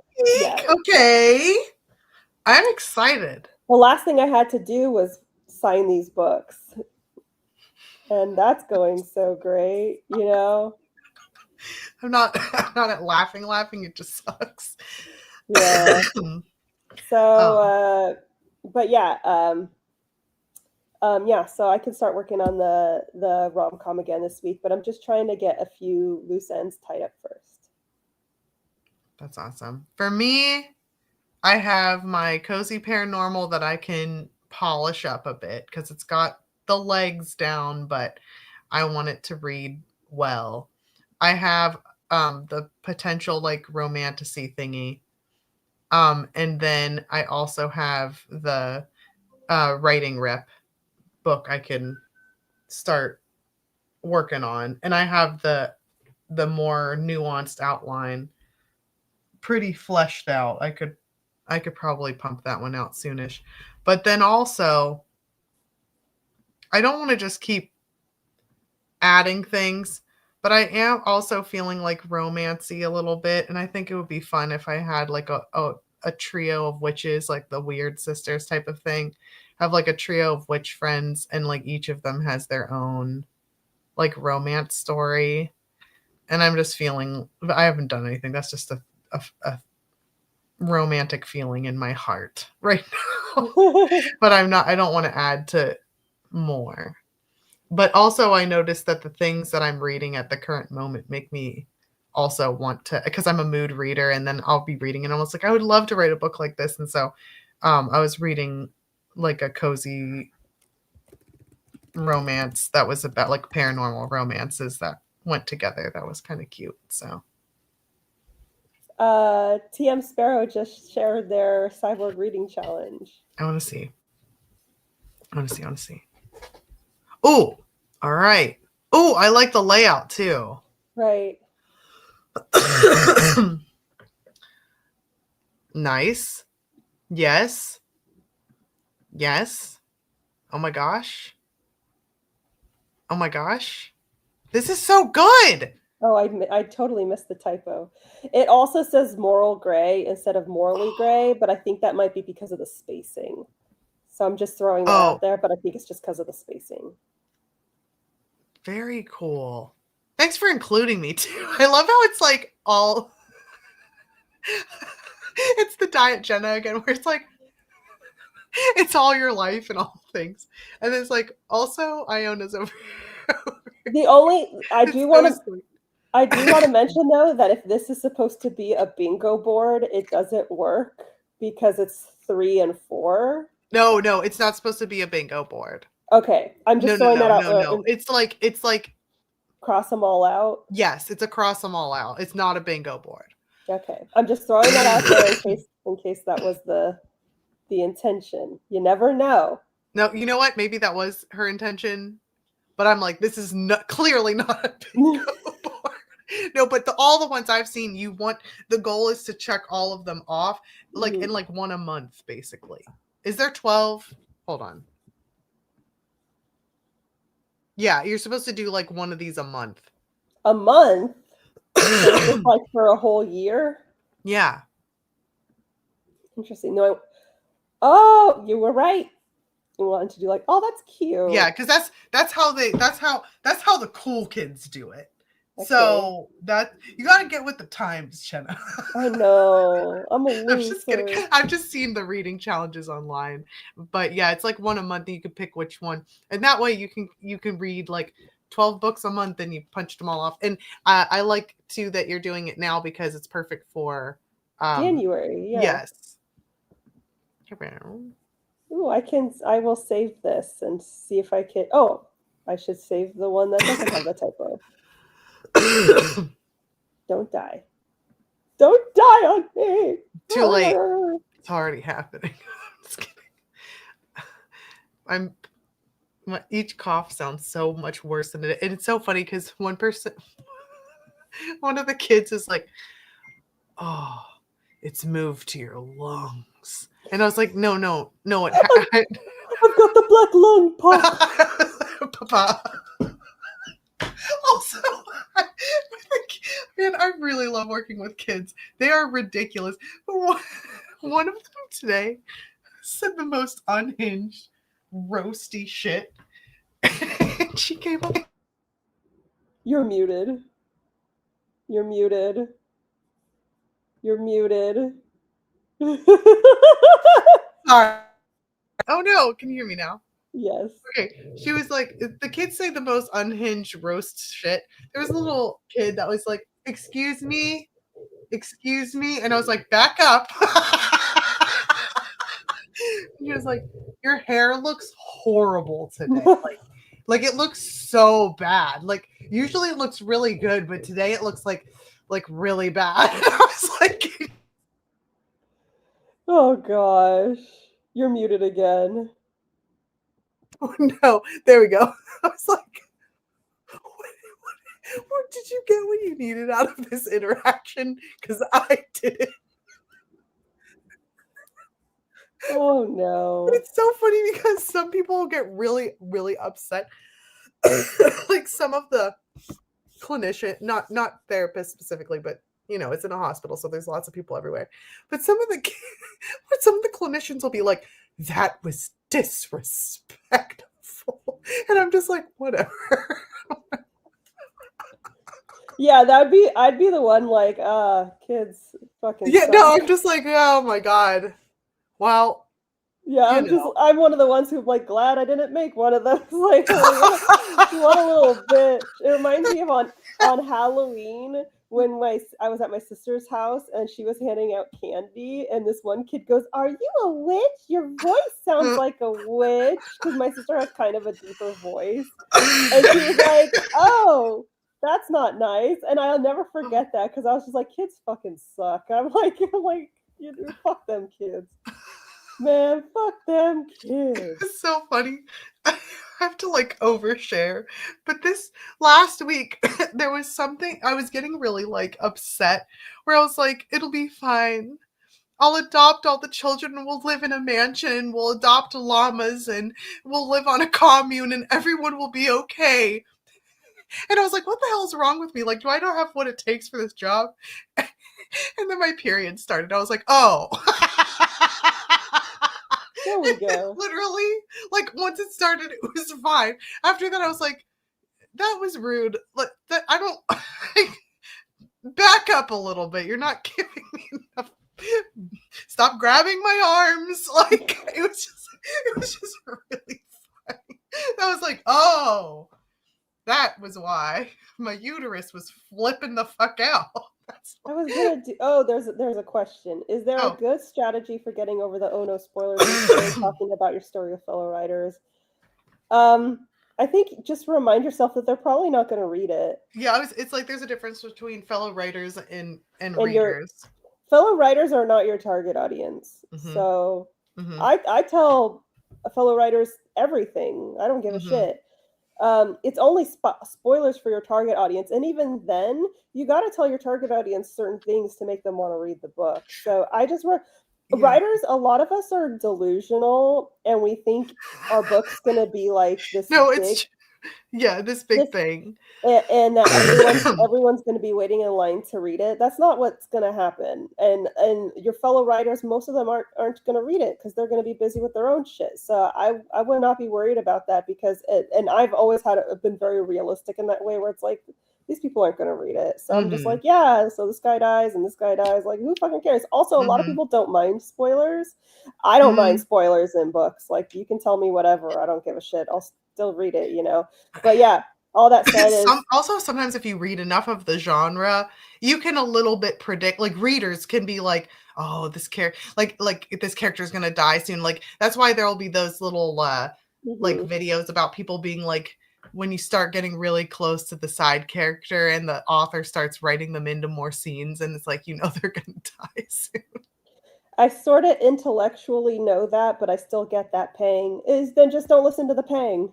Like there's nothing, that's what a lot of people do is they're like, they'll be like, how do I motivate myself to write? And it's because they don't feel like writing. And it's like, it's not about making that feeling go away. I can't make you feel motivated. What you have to do is just do it despite feeling that way. You know what I mean? So if you have the pang, you just talk about your book anyway. It's just about doing the thing, even though you feel a different way. So like, if you don't feel like writing, write anyway, even though you don't feel like writing. If you are afraid of, if you want to talk about your book, but you're afraid of spoilers, talk about your book anyway. It's just about doing the thing, even though you feel a certain way. No, and marketing to them doesn't do anything. I had a friend that it was like, I am in writing groups and I am not selling anything. And it's like, that's because they all want to sell their books. Exactly. Yeah, that's not the way to go. And of course, as writers, like we read, but it's just different. Yeah. There are more readers than writers. Yeah. I'm sort of the opposite. I think my stories are very boring and not interesting. And when I tell people about them, they get really interested and want to know more. It really surprises me. Well, that's good. Good to have low expectations. Give me 1 second, though. I have to turn the light on for the pizza delivery. That's fine.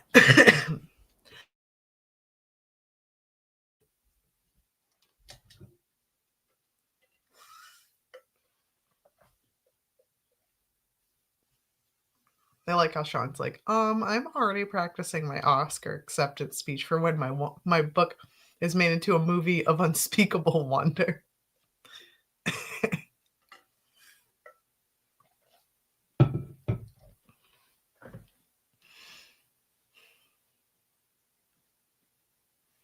I'll just stare at you.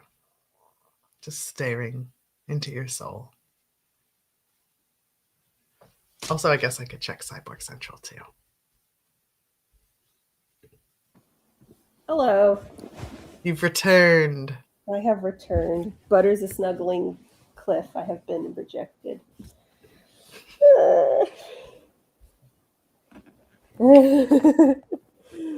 Oh.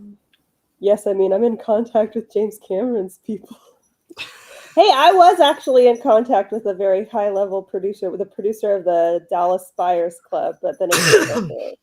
But all that said, that's pretty cool. The ones that make me really sad is when there's an author and their book does super well, and I'm happy for them, but I'm also kind of like, oh man, like I don't know, it's just a weird thing. But there will be an author and their rights for their book gets bought to be turned into a movie, but it's bought only to be shelved because they don't want another place making that into a movie. Right. But they also have no intention of making it into a movie. And I'm Right. like, this sucks. Like, Right. ugh. But I'm sort of glad when that happens to books I hate. It's like, okay, yeah, sure, they have they got their money, but It's never going to be a movie, actually. yeah, I am fine with that. Okay, Yeah. paperback. I'm going through all the people I have to email. Paperback, hardback. Okay. All these people. Okay. It's okay if I BCC them, right? Yeah. Who are you? Who? All the people who got the hardbacks. Oh yeah. Just BCC all those. Yeah.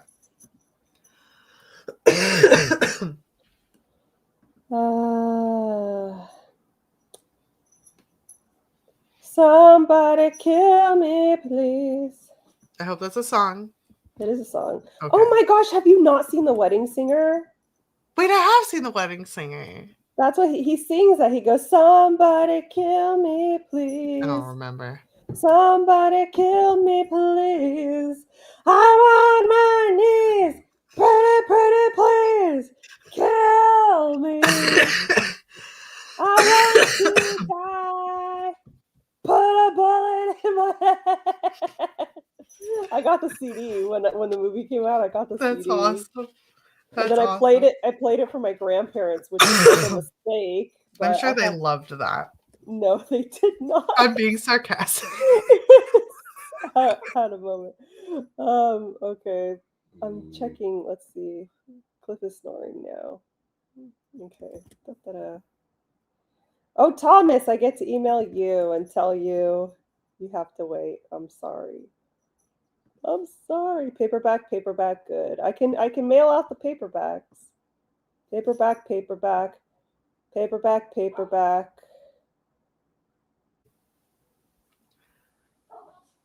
Paperback. Butters, chill out. Paperback. Okay. Let's see. How many people got the hardback? 1, 2, 3, 4, 5, 6. Only 7. Okay. That's not bad then. Of course I want you to sell more, but that's not bad. Well, they only appeared like very last minute, so.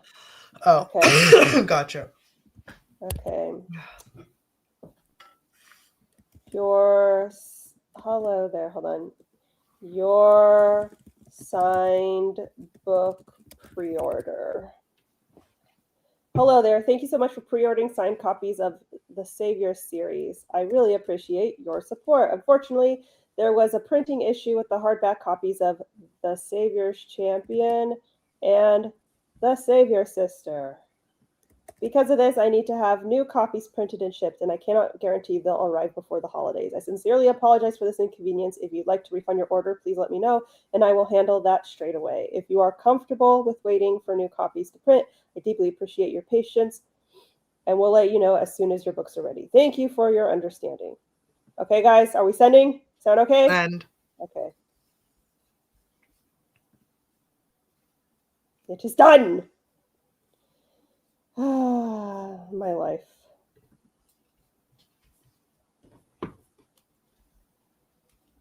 Why is it not in? There we go.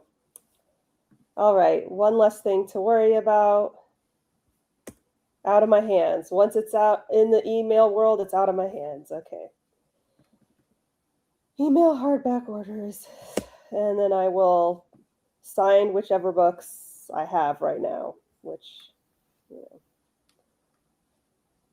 One of the 7 sounds like a mysterious clandestine group. Yes, TM Sparrow, you also were getting the email. I like your email address. I was going to say something out loud, and then I was like, oh. I love I'm your email address. Yeah, and I was like, oh, I maybe love- I should. Maybe I I shouldn't love do that you that. live at house 1234. That's so cool. Oh, I know why the order was so expensive now. I accidentally ordered 2 cheese sticks. Well, Cliff's gonna have a lot of cheese sticks. That's okay. Do you have any tips or ideas for character relationship dynamics? I've got a whole channel on my YouTube channel. I've got a whole playlist specifically about writing romance. And if you just mean relationships in general, not necessarily romantic, I also have a video about writing platonic chemistry. Basically, I've got hella videos about this. Yes, I love this movie so much.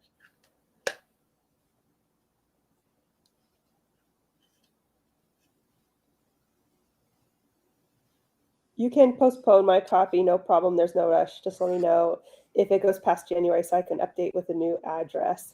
I hope it doesn't go past January. Past January. So I have, because it might go into January, but if it goes past January, well, I mean, if it goes past January, you'll know because I'll be talking about it in Cyber. How many times do you get to hear an email written before you receive it? 3. Yes, exactly. It reminds me of how many licks does it take to get to the center of a Tootsie Pop. I just got an email from famous author Gemma Moreci, but I think it might be a scam. Cliff, I accidentally ordered 2 orders of the cheese sticks. So you got lots of cheese sticks.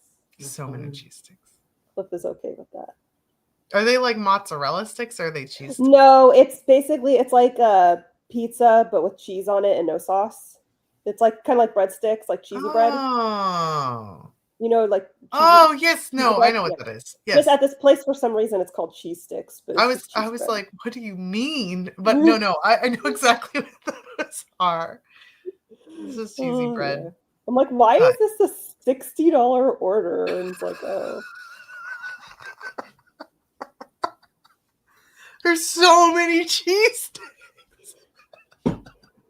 We got 2 of them. I mean, 2 of them and plus a pizza. So we were just watching the Home Alone, and they ordered 12 pizzas for like $130. Like wow. Nowadays it's like 4 pizzas. No, I legit was like, when my baby was first born, we could order pizza and it was so cheap, and we're like, we can make this work. Like, I don't know. It was just like, it's cheap food that's kind of comfort food and it's fine. And now I'm like, yeah, I'm not getting that. It's like Papa John's for like $100 million. Absolutely not. Right. And like, Papa it's not John's, even good I pizza. hate Papa John's. The ones we've been getting most have been Domino's, but that's still really expensive. I like controversial opinion. I really like Domino's and I really like Pizza Hut. I think they're good. I like Domino. I'm complaining about them being expensive, but I like Domino's fine because that's the one we've been getting. And the Pizza Hut, I loved the personal pan pizzas. I would eat a personal pan pizza every time and make myself sick. But they taste so good. It's like there's something in the oil that they use or something. The cheese that both of them use is like a mature, super processed, but something about the cheese is like extra salty, and I love it. It's so good. Yeah, but it's like how I love Taco Bell. Like, I know it's trash, but I still like it. Okay, like it's the good trash, you know. But you want to know what my favorite pizza is, and people will be like, "This is sacrilege," but I don't care. My favorite pizza is Costco pizza. No, okay, so that's so funny because now we have a Costco, or maybe it's Sam's Club. It's the same place. But I was like, we have one of those now.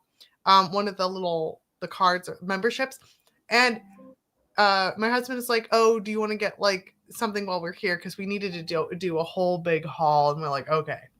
And so I was like, all right, we're gonna get this. I'm like, I am not eating that because the pizza looked horrifying. And then I tried, it smelled so good, and I tried one bite and I was like, okay, but why is this why is this amazing? And he was like, I don't know. And I was like, Costco's pizza, and it's cheap. It's cheap. it's and so cheap. It's like $1 or something. It's the fucking It's best so good. pizza. And the It's piece so of pizza good. the pizza slice is like wham, wham. Like it's like it's bigger than your I face. wish they did, like, I wish I could DoorDash Costco pizza, because I would be having that every fucking day. The Costco So pizza good. is so good. It's I so good haven't had for it in no reason. ages. Like Yeah. it looks horrible. It looks sad, actually. And then we're already shopping at Costco. Not that that's sad, but it's like this warehouse feeling. So you're like, yeah.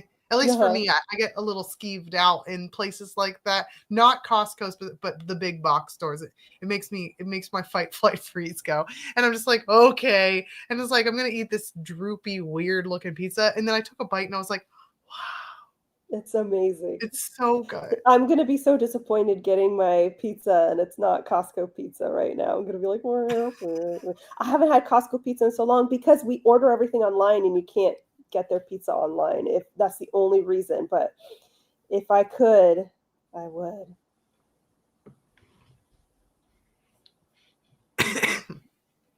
I don't know I don't understand Brandy, the author's comment. You're making me hungry, very hungry. Well, go eat, Jean. I do enjoy Costco pizza. Yes, it is. It's I think amazing. they're saying like they have to be careful because they're diabetic, but they're like, please, I need to eat. And whenever I was diabetic while I was pregnant, I had to be super careful, but I ended up finding all this really good food that was totally safe. Diabetic trying not to snack. Yeah. I found a bunch of good stuff that was totally safe. But also, while I was pregnant, I was obsessed with eggs, like more so than I usually am. I ate a disgusting amount of eggs. I ate so many eggs a day. Oh, hey, it turns out my twins are both girls, so no Tobias for me, but I got a Madeline. Is it Madeline or Madeline? And an It looks Isabel. like Madeline. And Isabel. Oh my gosh, that's so beautiful. I just have to say, I think it's even better that you're having both girls, because I agree. Who needs boys? I mean, I would have loved it if you had a Tobias. Yes. But like woman to woman, twin girls is better. I have to tell you something like really like not cool. But basically when I was pregnant and every single thing was going wrong, I was like, this better not be a fucking boy. I was like, I am not doing this, because there was something, and I told that one time to a work colleague I thought was a friend, and she was horrified. She was like, why? And I was like, I don't know what to say. All right. I don't know what to say. Do you mean, but why? I don't want to do all this for a boy. I'm doing this because me and my kid, my daughter, are against the world, and I'm doing this for her and giving her a head start in this cruel world. And it starts with my like womb, you know. But if it was for a boy, I would not be able to handle it in the moment. Now looking back, I'm like, okay. But in the moment I was like, no. Like it has to be a girl. I sulked for like 3 days, but now I can't. Don't sulk. Who wants to bring look at how messed up this world is because of boys. You're bringing in the future. You're bringing in girls, okay? Yes. Yeah. Like this is the other thing too, I think the boy thing was stressing me out, because I was like, and okay, any gender can do anything bad, but there is an unprecedented amount of like murderers and rapists and shit that are boys and men. It's horrifying. And so right now it's harder to raise boys because they're all getting indoctrinated. That incel influence and shit. Like there's so much online influence that can really fuck them up. So so I was like, yeah, I'm doing all of this and it'll be for a little boy, and then he's going to be born. I have to make sure he's a good fucking person. And also, have you noticed that anytime a guy does literally anything bad, they're like, what was his mom like? And it's like, it's not her fucking fault. Actually, it might.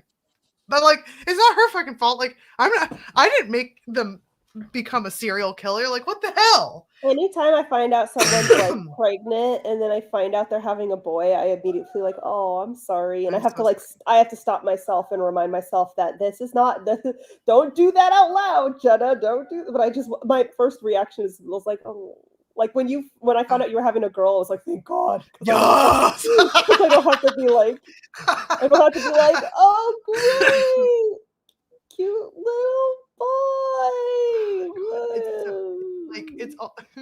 Yeah, I was Also- born a boy. Cliff goes, I was born a boy, but you're the only good boy on this whole He's world. the unicorn. Yes, look at him. Is he cute? I love it. He is cute. My cutie. He's pouting. You're pouting. Butters is crying at him. Don't move. I tell my husband that his face has subtitles. It's cute. Because it's like, your face is being mean. Look at her. She doesn't mind that he's a boy. She loves him. Cliff is the only boy allowed. I'm not publishing a book or anything. Should I still work on scenes, storylines, and incidents instead of just the overall general story? I don't understand this question. Because I don't understand what the difference is. I don't know what I think what they do you kind of mean? go together. What do you mean? Order complete.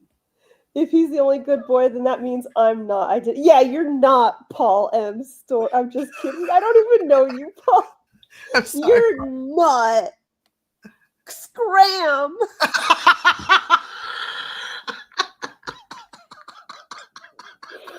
I'm just kidding, people pull out- Paul.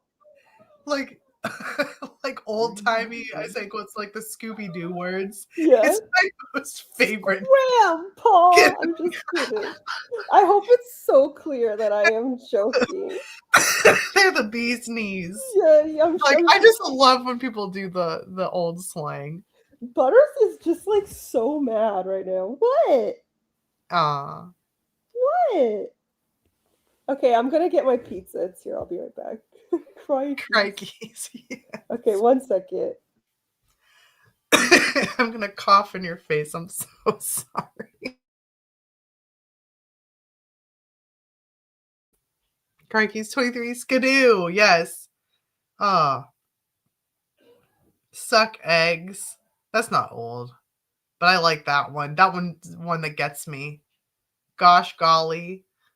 In Appalachia, they say you ding dang such and such, like, or dern. It's in your lungs. It's like it's in your lungs. Back up.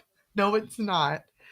I'm also coughing. Oh, I'm so sorry. You and I got sick at the same time. It's so funny because Bjornart got really sick and they're like, I'm horrifically ill. And it was for their birthday, which also sucked. And I was like, you poor thing. And then a day went by and I was like, oh, I was like, what happened?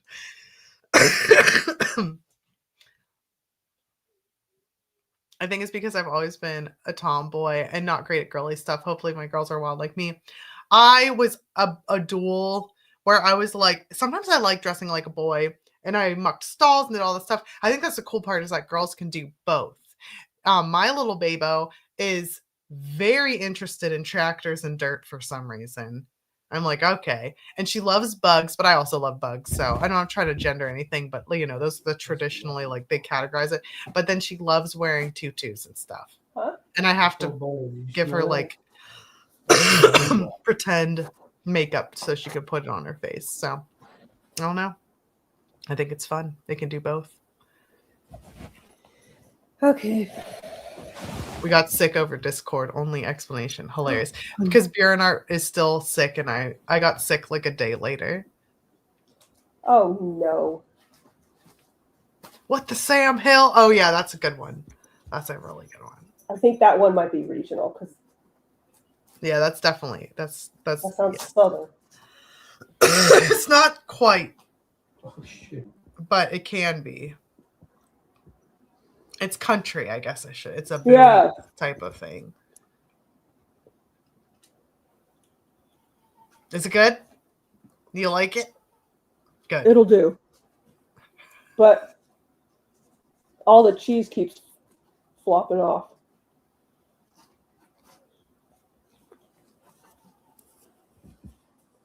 Okay. Are you talking about writing this in the story or like planning this ahead of time? Because if you're writing for fun, just write whatever the fuck you want. Yeah, then it's like hobby writing and you can do whatever.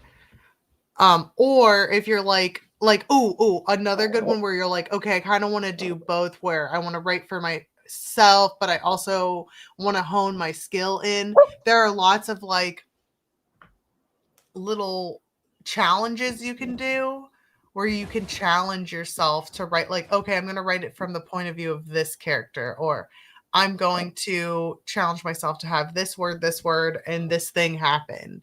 And you can do that. My leg squeezers are hurting me. This is Butter's stream now. It's always her stream. Okay, I'm here. Okay.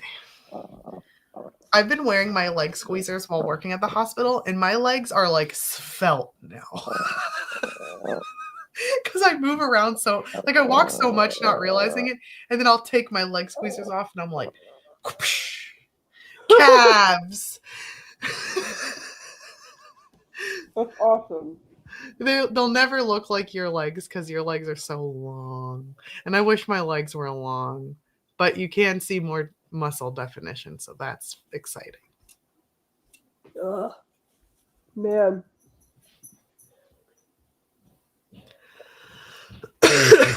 All right, people, keep sending in questions because I'm eating. Or we can do a sprint if you want. We could, because the sprint would basically take us to kind of the end. Yeah. Then I have to be a grandma and go to sleep immediately. Oh, womp womp. I'm really not doing well with the early mornings. It is such a struggle every time. I do not get used to it. And it was funny because I did everything the same way during the weekend, and I slept in until like noon.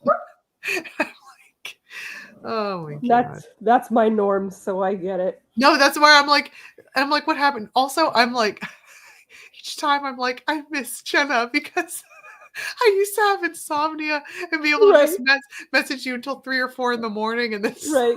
and then sleep in half the day. And I was like, what happened to me? I'm like, goodbye, friend. Goodbye. As I fall asleep. I'm like, I have to wake up. It's like I have to wake up in the morning. Like an adult. Congratulations to Larry Cake. I hope I'm saying Oh, that I'm right. sorry. I'm doing thumbs down because of the early mornings. I'm sorry. I'm sorry, Larry. No, come on. Come on. Did you Come on. Did you just call them Larry? I thought it was Larry. It's like starts with an S, so I don't. Salary. All right, guys, we're gonna I'm do a so sprint. sorry. I thought their names. I'm fucking all of it up. You're like, all right, sprint today's, and I'm like, no, let me redeem myself. I still haven't given them a thumbs up. It's not registering. It only registered the thumbs down. Butters, Okay. be good. Oh, there we go. Okay. All right, folks, we're gonna do a sprint. Butters is gonna get Butters hasn't even eaten her breakfast, but okay. All right, guys, we're gonna do a sprint. I'm gonna use it to eat. 3, 2, 1, go.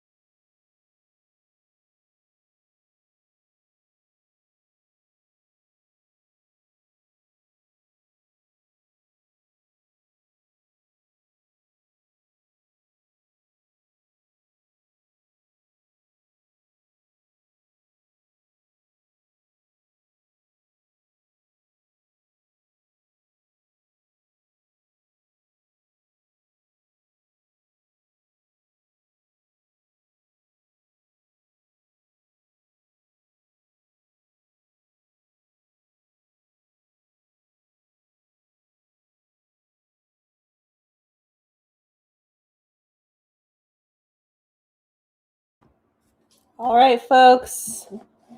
We're done with the sprint. I ate and I listened to both versions of the Fleet Foot song. Not for me. Womp womp.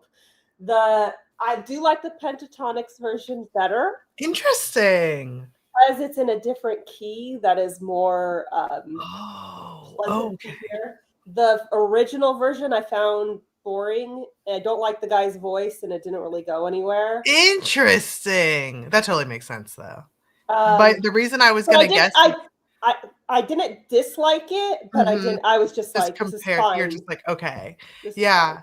I I thought you would like the original just because you tend to, not always, but you tend to be drawn to like male voices, I think. Yeah, but I tend to like male voices.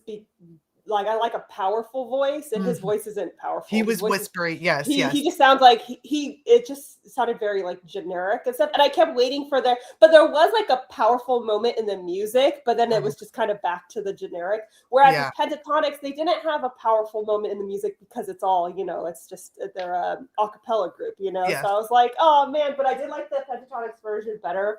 It reminded me of that one song that's considered like music like that neurodivergent people really like, and it like because of how it deals with the ears.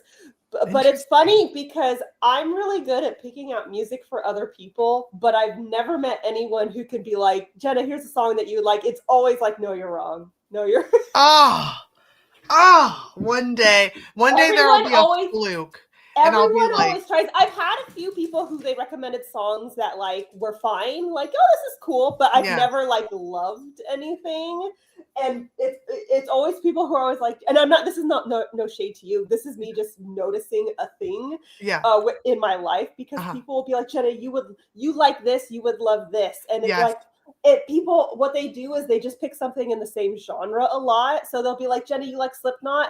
You would love Five Finger Death Punch. And I'm like, I don't like I've been like okay with maybe 2 of their songs, but I don't like them. And it's like, you can't just name another metal band and that makes it, you know what I mean? This is a genre I don't think you like because I don't even know what this genre is actually. Well, it's like folk music. And every once in a while I can like be cool with a folk song. Sure. But there's gotta be like a, it's kind of like a lot of like I like Florence and the Machine, and a lot of people, if you like Florence and the Machine, then you probably like Hozier, but I don't like Hozier, and I don't dislike Hozier. It's just that his music for me is too one note the whole way, and it never goes anywhere. Okay, so that's so interesting you said, because I like Hozier as a person. He seems cool. He seems really cool, and I like his storytelling, and I like his vibe. Like I like it, but for when you talk about a powerful voice, I want his voice to be powerful. Yeah. And it like there's something that doesn't quite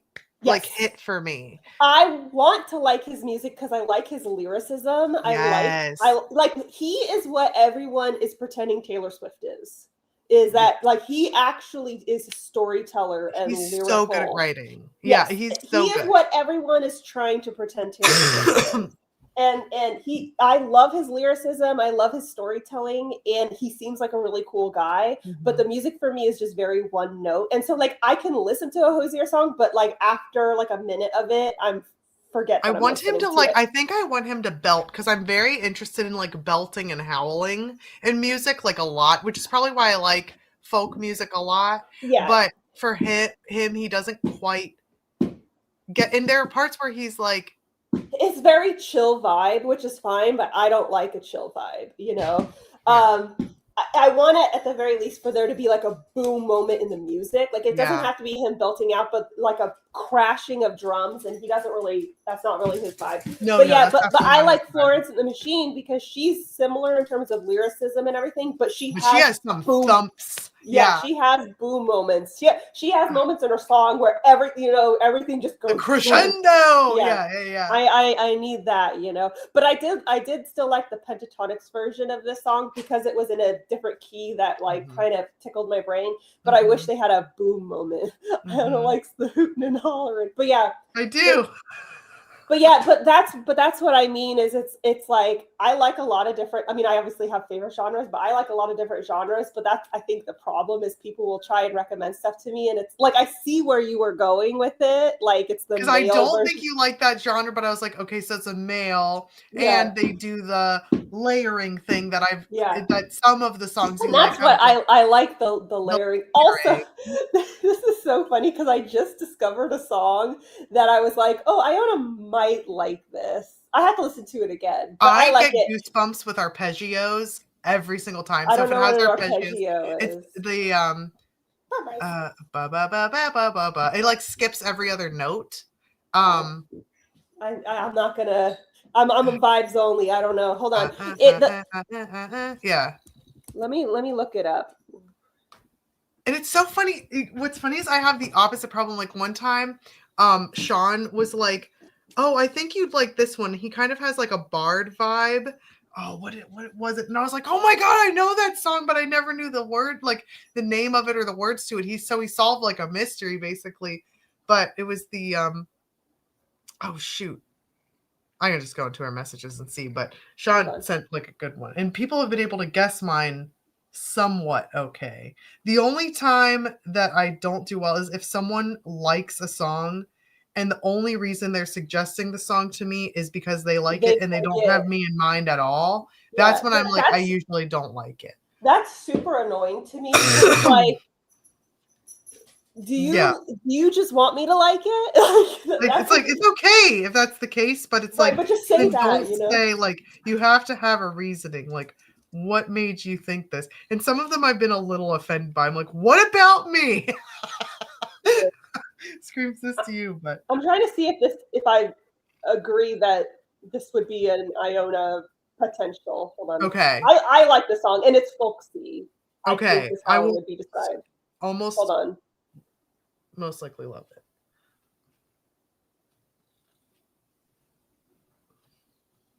Well, now I don't know if I like it anymore. Maybe it takes a while to build up.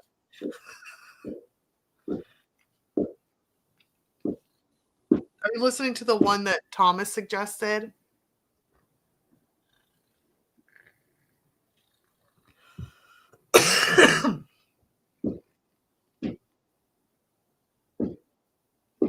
Cosmo Sheldrake. Okay.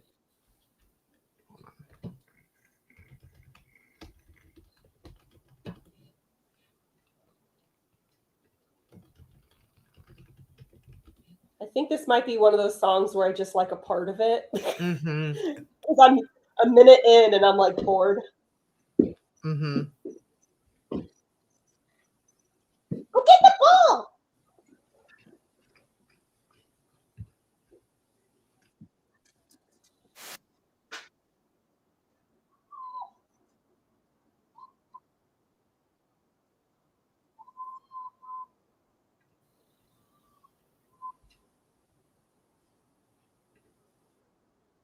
That's it. Yeah.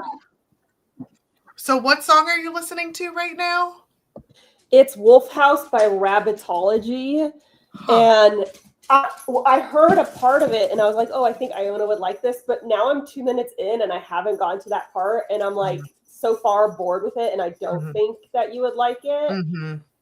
Or maybe you would, I don't know, but it's not screaming Iona to me. And it might've just been that part. Cause there's like a part of it, the song that's like trending on Instagram. Mm-hmm. So I'm trying to get to that part because that part was really good. But yeah, right now it's just it's like whispery folk music. So it's like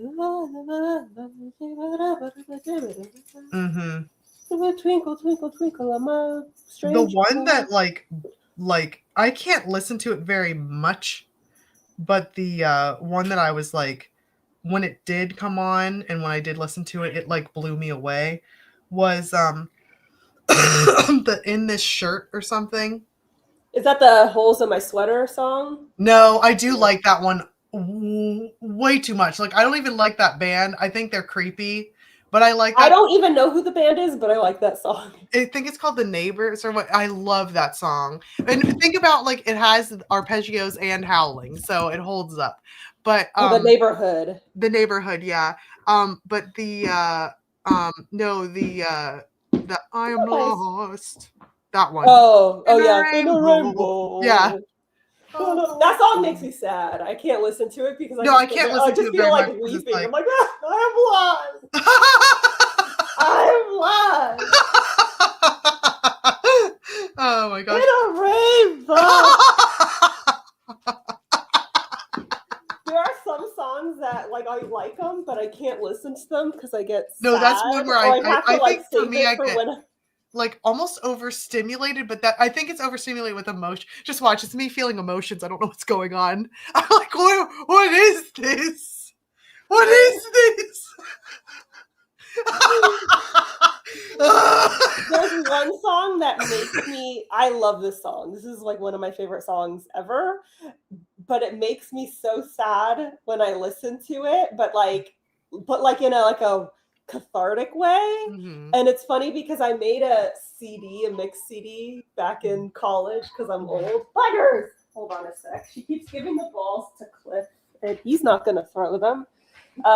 So I put it on a mixed CD, and I remember this guy that I was talking to saw the CD, and he was like, "Oh, did you get broken up to this song?" And I was like, "No, why?" He goes, "Well, it's got to be." He's like, "This is not a sad song, so it's got to be on here because of a boy." And I'm like, "No, Grow up." And also, it's not always about a boy. Calm right?" down. I was like, "It's not." I was like, "I consider it sad," but ever since then, I've been very aware that I guess other people don't consider it sad. But it sounds sad to me. It's "Sweetness" by Jimmy Eat World. Is that it's gonna take some time? No, Oh, that's the that's only the one I know. middle. That one is Oh, yeah. like In the it's middle. "Sweetness" is the "Are you listening? Whoa." You might like it. I don't know. I That's a might. I maybe, do but like Jimmy Eat World. Fine.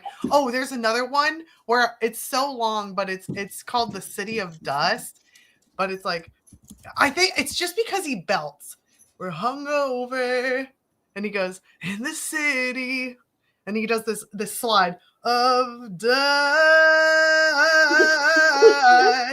Okay, I'm sending you the link to "Sweetness." You can just listen to a few seconds, and because it immediately gets into it. So Okay. I like when songs. Oh, commercial. bitches, come on, Butters. Butters Or is as just Babo says, "Oh no, a commercial," because suddenly she's from Boston for no reason. Man, it really made me watch the whole thing. Okay.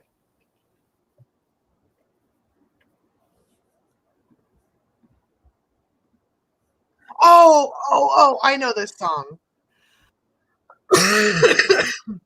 I think I know why it makes you sad. I don't know the actual term for it, but okay. There are notes where it starts with one thing and it dips into like a minor key randomly, and it's supposed to bring up the feelings of nostalgia. So what was the Atom the laying next to her atom bomb? Oh my god. Hold on. Laying next to her atom bomb song.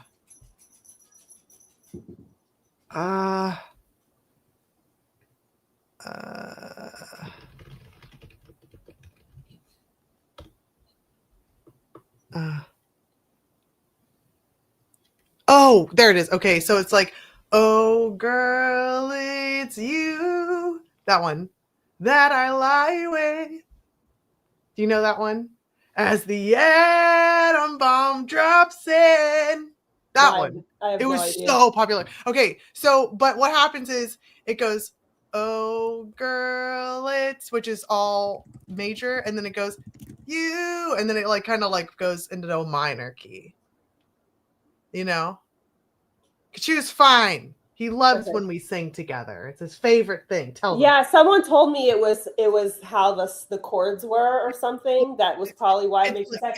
But also, it reminds me of, it was my favorite song when I was like 14, and that was the year that I had like a depression epiphany where I realized that no one's ever gonna save me. I've got to start up to you emotionally taking care of myself. And I had this moment of like, for me, the whoa kind of reminds me of like like screaming, like letting it out, like letting out grief, you know?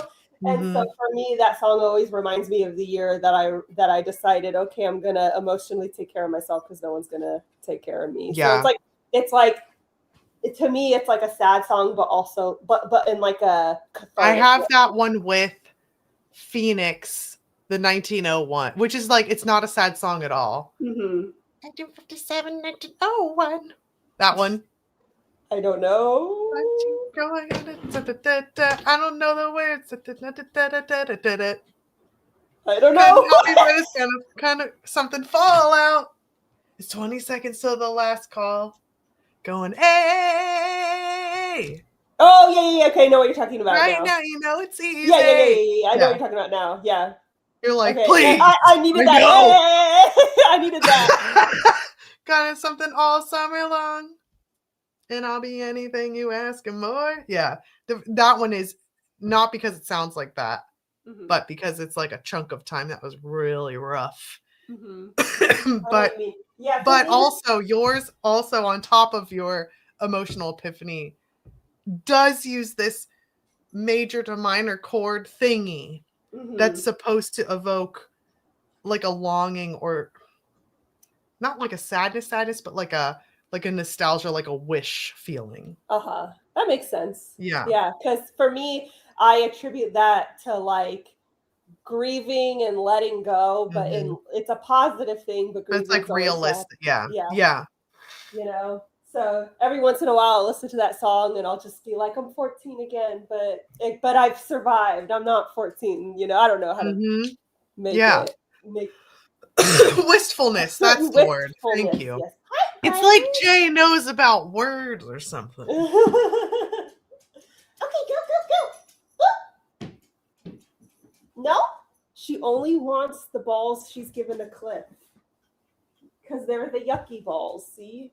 The yucky balls. You want the yucky. I always call them the stinky balls. She wants the stinky balls. But anywho, okay, well, we'll go ahead and end things here because Iona needs to go to sleep. Iona, where can everyone find you? You can find me at Creepycore and Folklore on Instagram and come on, my brain keeps saying Amazon. YouTube. Oh yeah, and Twitch if you want to do some Writer Wednesdays. I had to cancel last week because I was horrifically ill. And then you can check out my book Ashes. That is on Amazon. And it's in paperback, ebook, and audiobook formats if you like any of those. And I do crystal ball readings, and that's at creepycornfolklore.com. I just have to show you guys, I'm sorry. Okay, I haven't shaved my legs in over a year, maybe 2 years, and my legs are totally hair-free. You can't see it. I wanted to show you guys. There's just the teeniest, tiniest patch next to this bruise right here. I see barely. Okay, this literally looks like dots. This is right here is the only hair on my whole fucking leg. That's very exciting. I'm just telling you guys this in case you want to get laser hair removal. Worth it. It's painful. Oh my god! I still have pictures. If you guys want pictures, look like afterward. It looked like I had the worst sunburn of my life. But anyway, it's painful as hell, but it works. I just have a little patch of hair on each knee, and I haven't shaved my legs in like a year or two. So that's some information about me that you may not have known.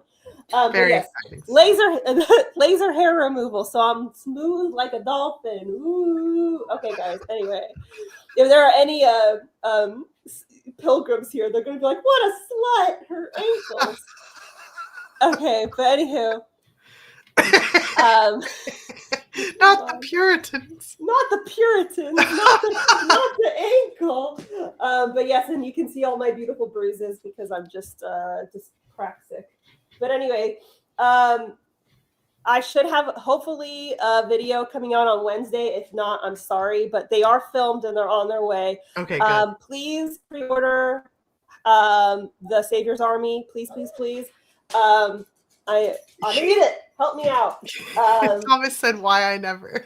John said, "My pearls." Yes, I know. I'm such a slut. Such an asexual slut. And then was I going to say? Oh, yeah. Subscribe to my channel. Pre-order The Savior's Army. Buy How to Write Romantasy. Check out all my new covers. They're beautiful. They're magical. And we should be back on Monday for another live stream. Right, Bubba's? Bubba's want to say bye? Look at you. You want to say bye? Okay, guys. We will say bye together.